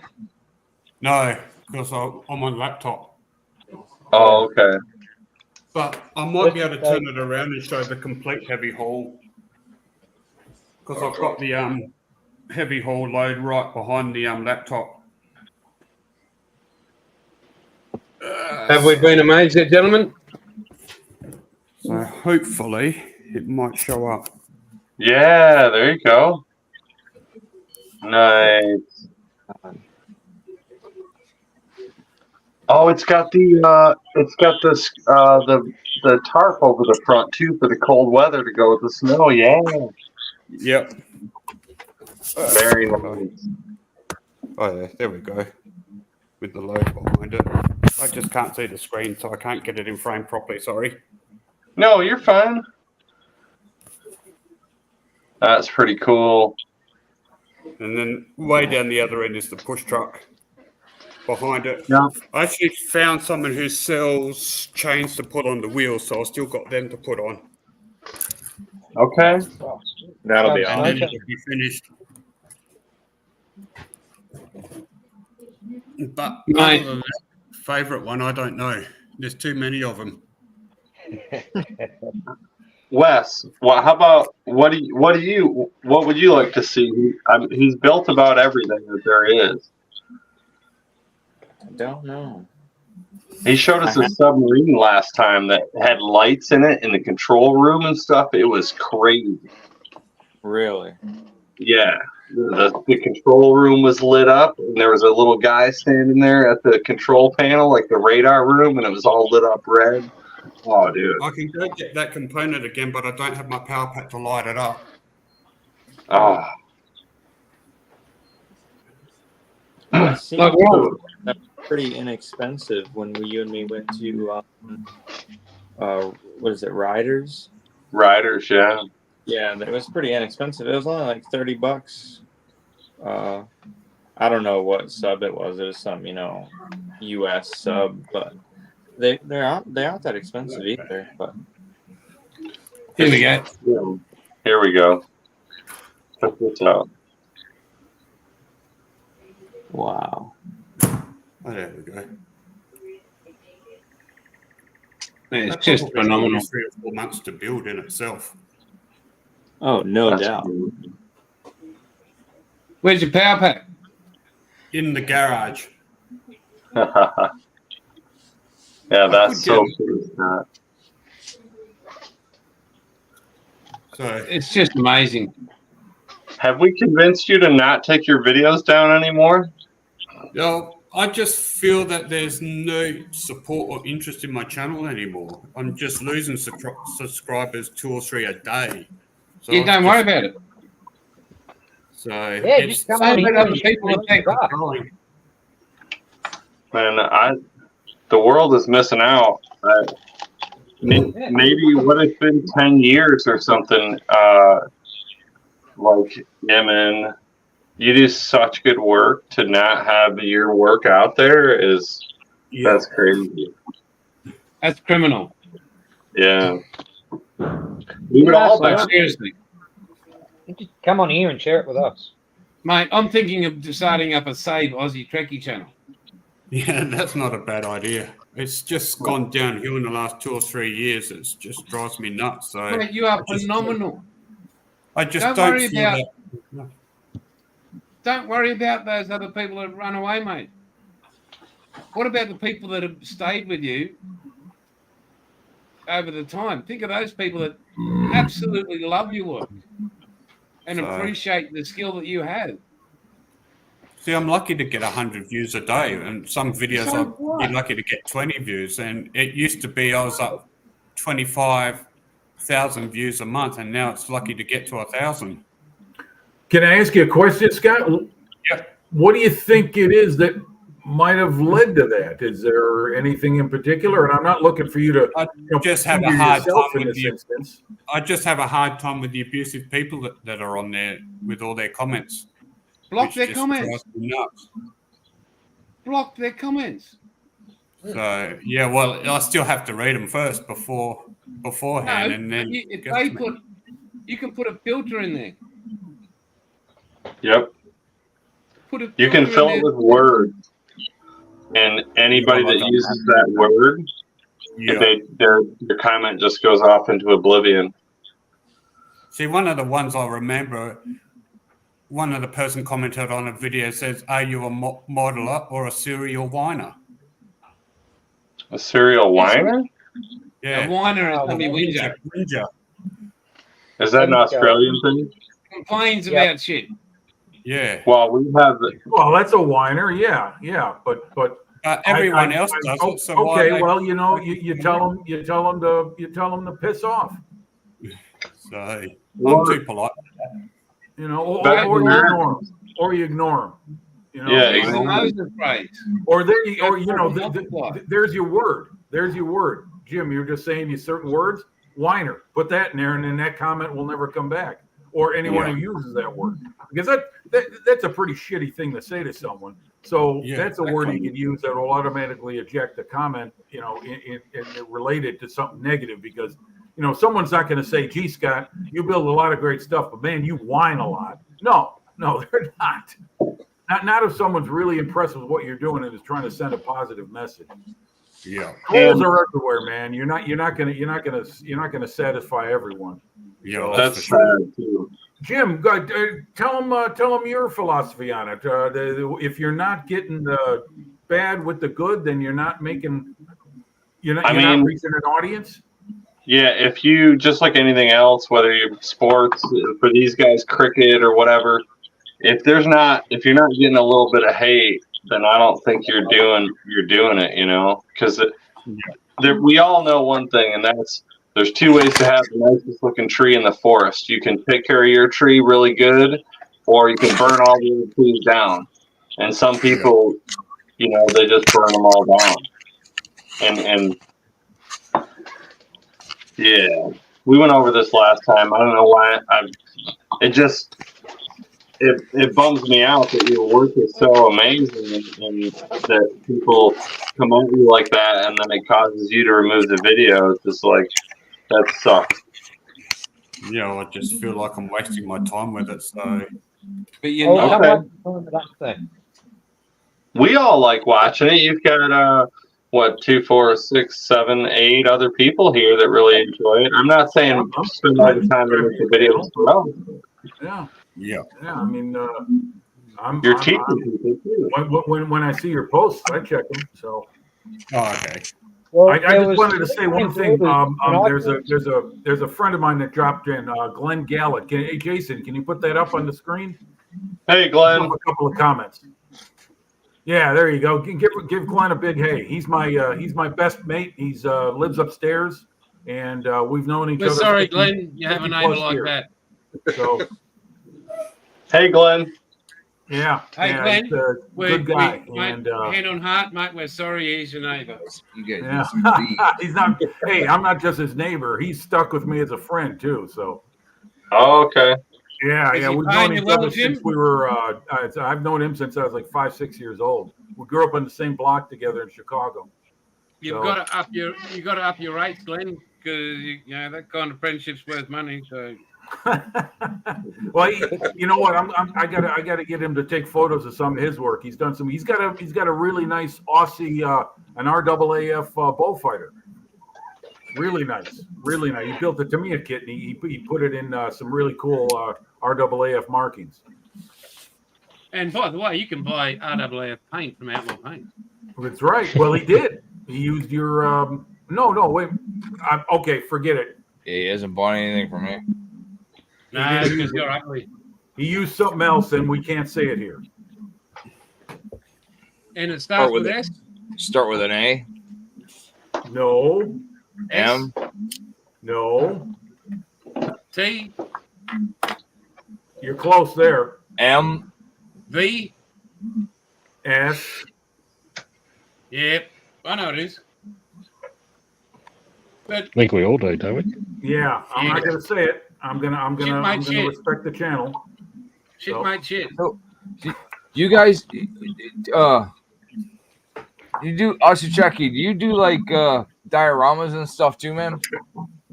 Actually, I've got one I can bring out. Oh yeah, there's that one I showed you the other time. Wait, one at a time, man. One at a time. What? He's probably built the buddy. Hold on, it looks like he's getting something, Ed. I told him he's got to get one of these. What's that? Wait a minute. Let's see that again, Ed. What you got? You won't find these. I've got one. Go fuck yourself. Oh, nice. These are I've got one. Yeah, we better. Yep. You can't get them anymore. They're $100. What's the kit maker? I picked it up at a swap meet for $22 Australian. I got this one too, which you'll never find. GMP. Never heard of them. Oh, back in the 80s, 90s, they're like highly sought after. I haven't listed them on the website yet, but those are $100 a piece. Oh, nice. Nice, dude. Woohoo! Very cool. Badass. Wow. He's got a Dukes of Hazzard diorama too. That's beyond that's right. That's right. I think you showed that the last time. Yeah, I'll go get it again. Yeah. Yeah, Ed hasn't seen that one. This is I'll tell you what, this guy Scott has got some fantastic finished work. It's incredible. You ever need stuff 3D printed, Scott, man, I can send you stuff, man. For your dioramas. He probably creates them in his sleep. Right? He just wills them into existence and boom. Oh, there we are. Yep, that's it. Yep. Generally. Oh my. That's so cool. Does it light up, Scott? No. That's badass. Does it go dun dun dun dun dun dun dun? So that was from the Olympic credits in season 3. That's awesome. That looks great. Just a good old boys. Yeah, that's awesome. Yeah, that's cool, man. That's really cool. Hey, Jason, singing's not your strong suit. Stick to golf. Well, hey, I'm going to fuck you up because I used to get paid to sing and not solo either, by the way. Fuck you. What did you sing? Did you sing like what, German marching songs or something? Or no, mate. I sang in My Fair Lady, Jesus Christ Superstar, Oklahoma. Oklahoma, where the wind comes running. Oh my God, that's the one. Hey, Wombat, so like, I've taken over what you've been doing, dude. I've actually started keeping track of my builds and taking pictures of stuff, man. So I want to thank you for that, man. No worries. We've heard very little from Paul and Wombat. I think we should to see what they might have to chime in about. Paul's playing the skin flute, so yeah. Hey, we got a comment, Jason. Jason, can you pop the latest comment? It's from my best mate. He's got a question. I can pop it. Anybody can give him advice on this? Yeah, I can. Because there's about 12, 13, maybe 20 of them in the cupboard there. Make sure you got plenty of American 1-cent coins when you're building them. I've got plenty of them. No, because that's how they measure the suspension height in them. Okay. Salvino Junior kits? Yeah. You whack pennies underneath the under tray, and it gives you the right ride height. Sets the suspension. Now, also, they actually just did a thing on YouTube the other day where they've got a frame for it now for your under trays. So yeah, I saw that pop up on I think Facebook or something, Jess. Yeah, hang on, mate. What you got, Paul? That's Salvino's Camaro chassis. Okay. Very cool, man. So, can someone clue me on this? Salvino Junior kits, are they some kind of special manufacturer, or are they like a limited run, or NASCAR? Yeah, you gotta. There's a club you can belong to, and you can get them through there.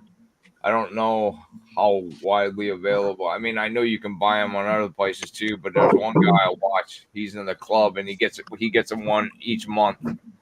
He gets one of those kids. Okay. Don't tell Jason.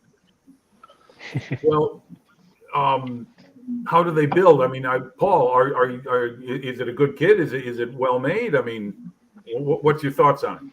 Well, apart from having to find out how thick a penny was. Oh, okay. You mean an American penny? Yeah. Then, okay.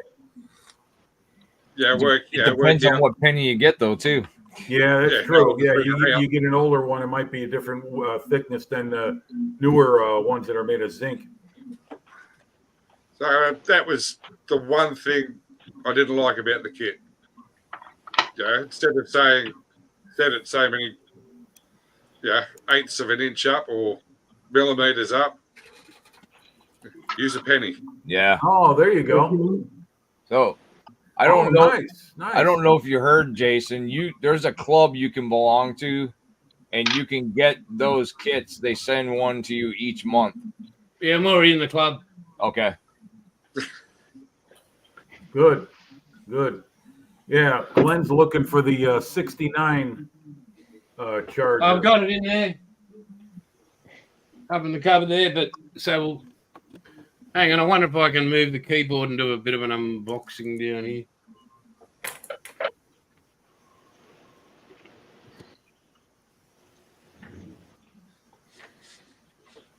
There you go. All right, you got there it. you go.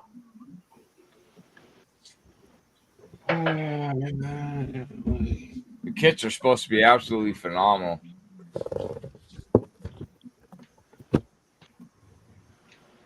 Well, they're made exactly the same way the NASCARs are. Yeah. They're all Really? common chassis, just with different parts in them. Really? The detail is down to a T. But all I can suggest, strip your chrome off them because I'm not quite happy with the chrome quality. Well, yeah, you can't get anything better than all those chrome. So, Rubber Hey, tires. Paul, with the build, I heard the tolerances are pretty tight on those kits. Very. How do yours go together? It just about snaps together. Yeah, if you put a layer of paint in the mating surfaces, even that'll stuff it up. Yeah, that's why I There's did a bit of flashing. all the roll cage in it, and I'll paint it. So a bit of flashing. Yeah, what they tell you to do when you're building it is use the floor pan or the under tray as a building jig. Yeah. So the only thing I'm a bit disheartened about is the price of pay in Australia for them. Look at that. That's just a bag of sprues. The FX method. Yeah. So Mini method too.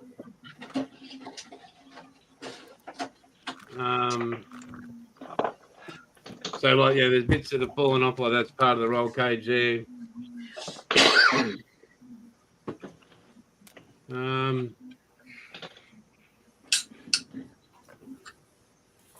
Nice.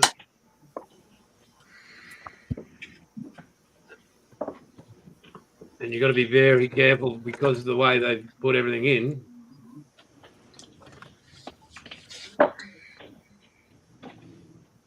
Wow.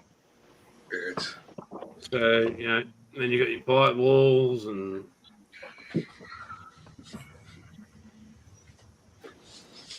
Yeah, I noticed the sprues are not framed like newer kits are. That's one of the older kits. Yeah, right. Yeah. They where stuff's flopping all over the place can break off real easy. Yeah. So you get the instructions and so on and so forth here. How are the clear parts? Oh, mate, they're very good. Very good. So here's your instructions. The best, Glenn, the best way to strip the chrome is get the easy off yellow can. All you do is spray it, soak it, and then within 15 minutes, it strips the chrome right off. You see what he's saying there, Ed? In there, he said the chrome parts are actual automotive chrome. Is there any truth? Is that true? It'll strip. Oh, it will. Oh, okay. Yeah. Easy off yellow can, it'll strip it.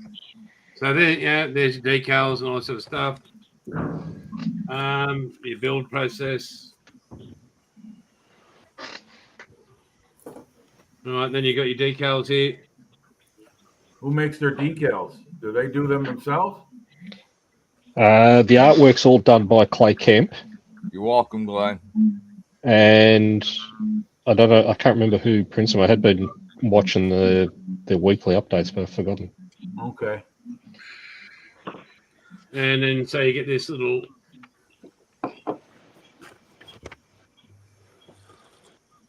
thing about the Builders Club. Oh, okay. Okay. Nice. And your benefits of joining it? No. It used to be the only way you could get those kits was through the club, and that was it. So, Paul, when you said they use the same chassis and then so that all the cars have the same, so that changes year to year as the NASCARs change, the chassis change and follow the year. Okay. So I'm doing I think it's the 2023 Camaro. Okay. But in the kit, it's the same chassis, but there's different air boxes and intakes that you've got to put in for the Toyota bodied cars, the Ford bodied cars. Okay. The engine's just a generic representation of the V8s they use, so it's not like it's a Ford motor or a GM motor. Oh.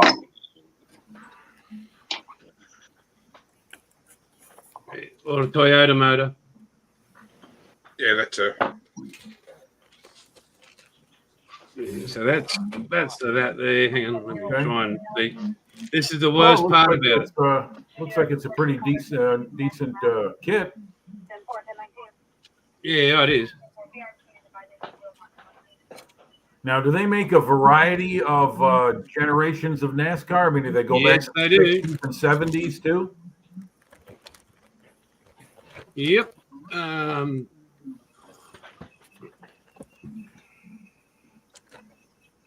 So that's a 90. That's an 86. Right. Yeah. You got the 96. You got the 92. Is the other car? Yeah, I'm just looking on the website now. They backlight early 70s onwards. Okay, that's fair enough because those are the ones that I find the most attractive. The early 70s in NASCAR. That's the era I grew up in. When they used to dip the bodies in acid to make them lighter. Yeah. No, when the Superbird ruled the roost, and then Ford and Chevy wanted the 426 and the Superbird eliminated, and they got it. Yeah, it worked. Yeah, that kicked ass for a couple of years. That car was unbeatable. Oh yeah. And that was before, and that was before the era of the restrictor plate, right? They didn't. When did they start adding restrictor plates into the cars?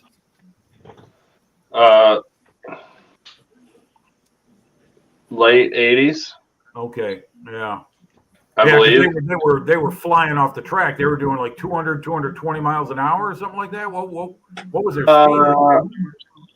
I think it was more to keep the pack closer together. It was more for viewers because Richard Petty was very outspoken about restrictor plates being dangerous because the car, it equalized the cars too much and kept them too close together. You know, if you got a fast car, you should be able to get out and run and get away from everybody. And I believe that's why he stepped away from racing when he did, or at least that's what he said, or that's what I've seen on the internet, is that he wasn't a fan of the restrictor plate. Okay, so that's an interesting.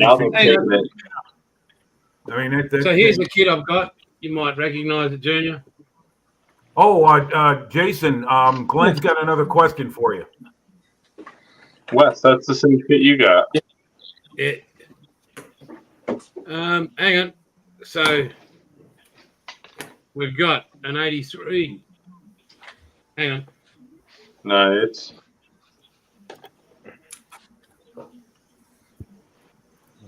Okay. Yeah. We've got. I'm not bringing them all out. Can't see it. There you go. Ooh, nice. Racing. Interesting. I got your email, Wayne. Thanks. Nice. And then we've got. Okay. Oh, 79 olds, 442. Okay. All right. Oh, no, hang on. This one just came into it. Yeah. Okay. That's a monogram kit. I know that, but it's senior, so it's all good. And I think I showed that one just before. Right. Yeah, the 83. Yep. Okay. But there's so many of them in that cupboard. But Wes, there you go, buddy. Oh yeah. Same one. That's the same kit he's got. I paid. Well, I didn't pay. My dad paid it. It was $18 US for that one off a website called Hobbytable, which, I mean, doesn't seem like a bad deal. $18 for it. But as you can see, to me, it's nice. If you look up in the corner there, that whole cupboard is pulled right up to the roof of NASCARs and stuff. So. I don't know. Glenn's got a question for you, Jason, on the last one. The last comment he sent. Yeah, there it is. Yes, I'm making petty blue and petty red. Awesome. Okay. So this maybe it might just be the guys from the U.S. on here. Does anybody actually watch NASCAR like religiously? Me? No, I used to, not religiously, but my late brother, is a big gearhead, and he watched racing of all kinds, and he could even tell you the rules on some of these things I'd never even seen before. But he watched the big races. He watched Talladega, Daytona. The ones I like, and I would watch today, are the ones like Watkins Glen and Road America, where they go on the road courses. That's far more interesting to me. There is a big track up in Milwaukee called the Milwaukee Mile. Nice. That's a pretty big. I think that's another NASCAR circuit. That is badass, man. Oh, that's nice. Just waiting for a certain color to arrive. Yeah, that would be petty blue, wouldn't it? And red. And red. So now, is that the 16th scale kit, Paul? Yes. Okay. That's right. That's the MPC. Oh yeah. I had that at one time. I had an original issue of that MPC Petty Charger. It came with a clear body option. You could either leave it clear or you could paint it. And that was a blue body. Yeah, and it was. I wound up giving it to my best friend. It was my brother's car, and after he died, his best friend, who I knew, I had all this. I had all this stuff from my brother. And I gave it all to his best friend. I said, if he would want anyone to have it, he'd want you to have it. You know, so gladly gave it away because I was never going to build it. I'm just not an auto modeler. But again, I'd like to thank you all for your patience. Like when I do custom colors, because you all know what it takes to do it. Like you. Yeah. Oh yeah. And I really appreciate it because on top of making what I have to normally make and then spending the time on the customs, it's just, and then having a little bit of time to do it. If I may make a suggestion, with my the Italian plane I'm working on, I know there are other brands that make Italian World War II Regia Aeronautica colors. If perhaps maybe in the future sometime Outlaw could come out with a line of those, I would definitely be interested in acquiring them.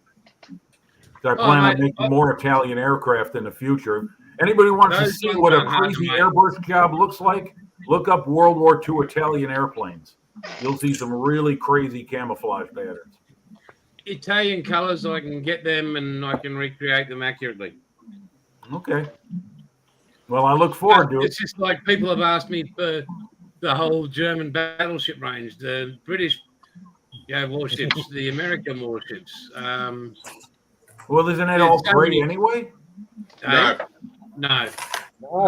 Different has different grays. 4 to 5 different grey colours on it.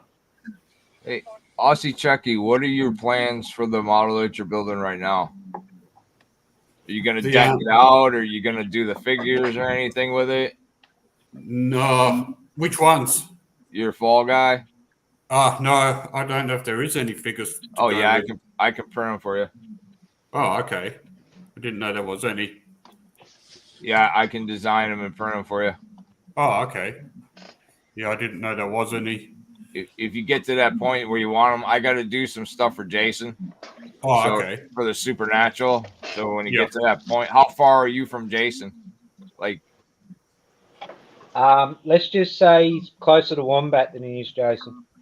well, if it comes down to the point, what I'll do is, if I get anything from Wombat, I can send them to Wombat, and then he can send them to you. Oh, okay. Cool. Not a problem. How many thousands of kilometers? He wants me to look for an 80s Thunderbird, and I think I have one for the NASCAR. Yep. I'm pretty sure Scott's down near the Victorian border somewhere. Yeah, where are you, Scott? Okay, I'm in Geelong, so. Oh, okay. Yeah, I'm originally from Adelaide.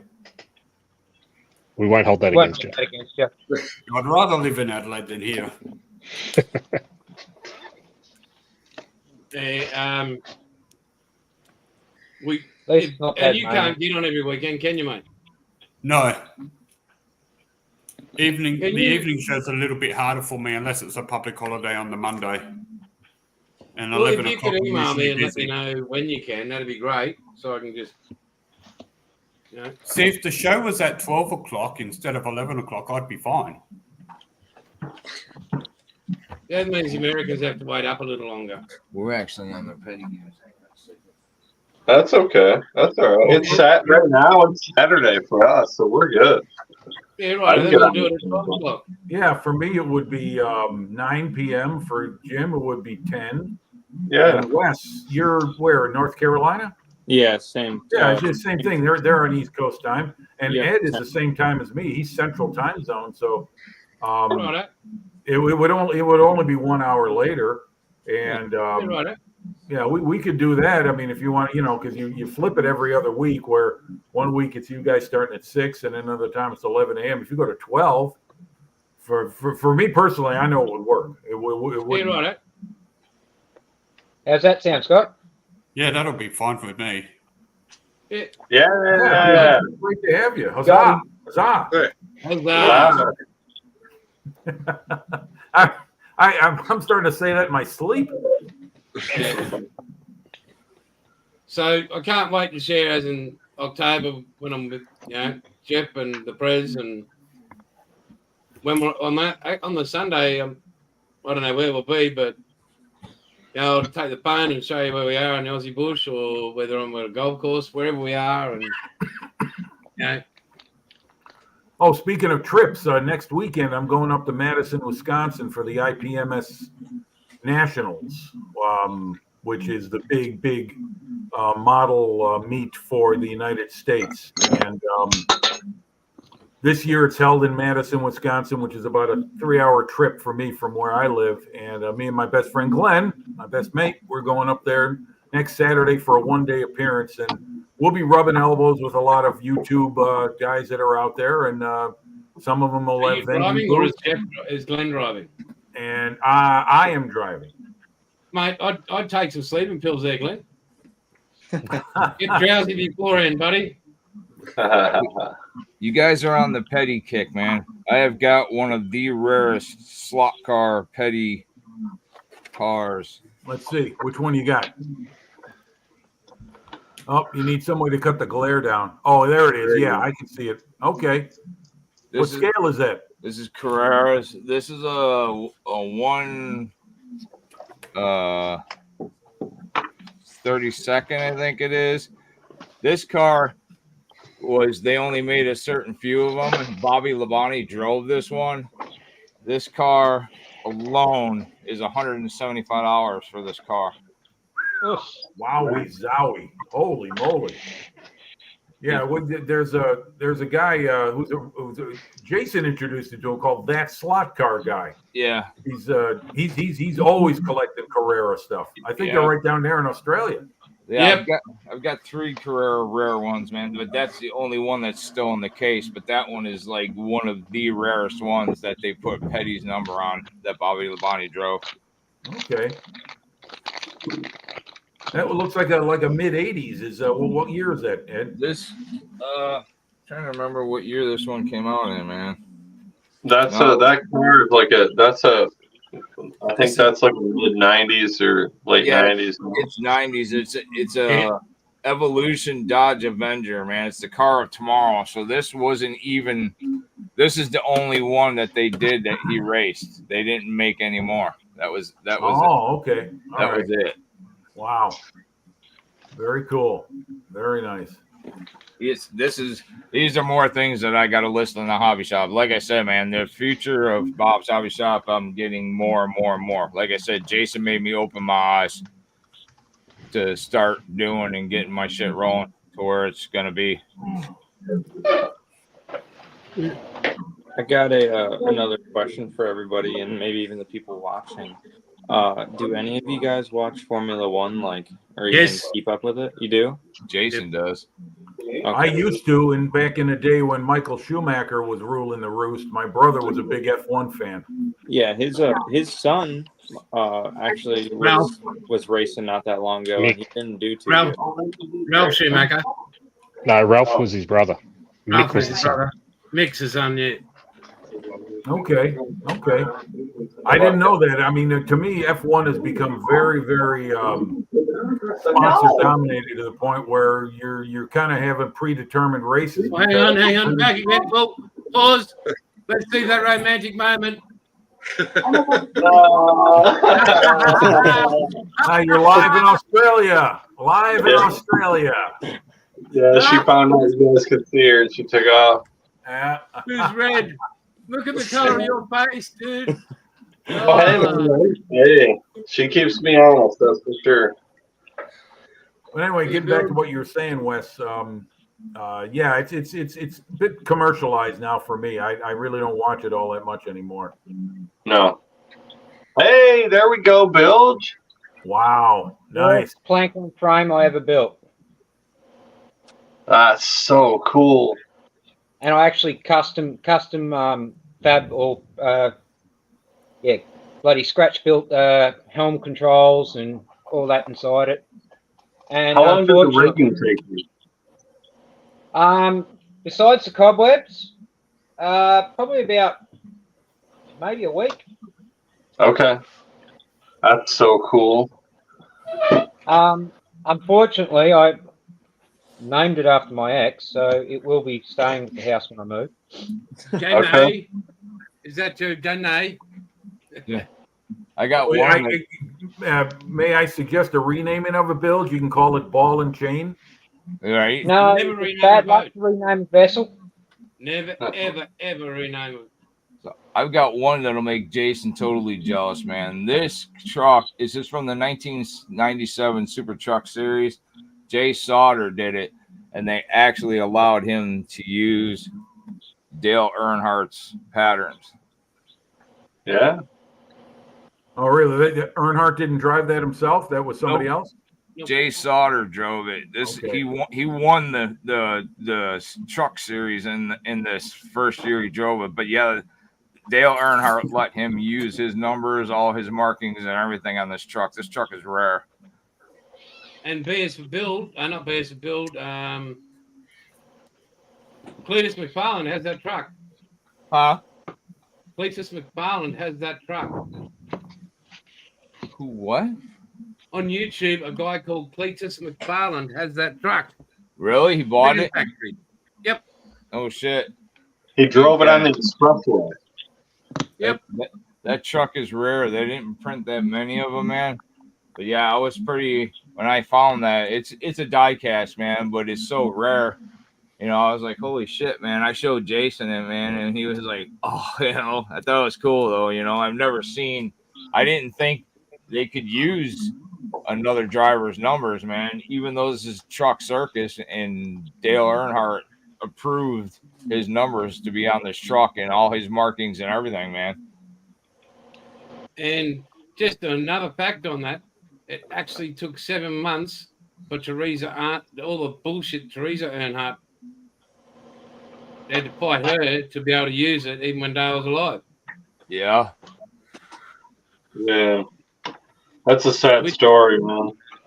The Witch of Pit Lane. The Wicked Witch of Pit Lane. So, guys, we're heading into 2.5 hours now.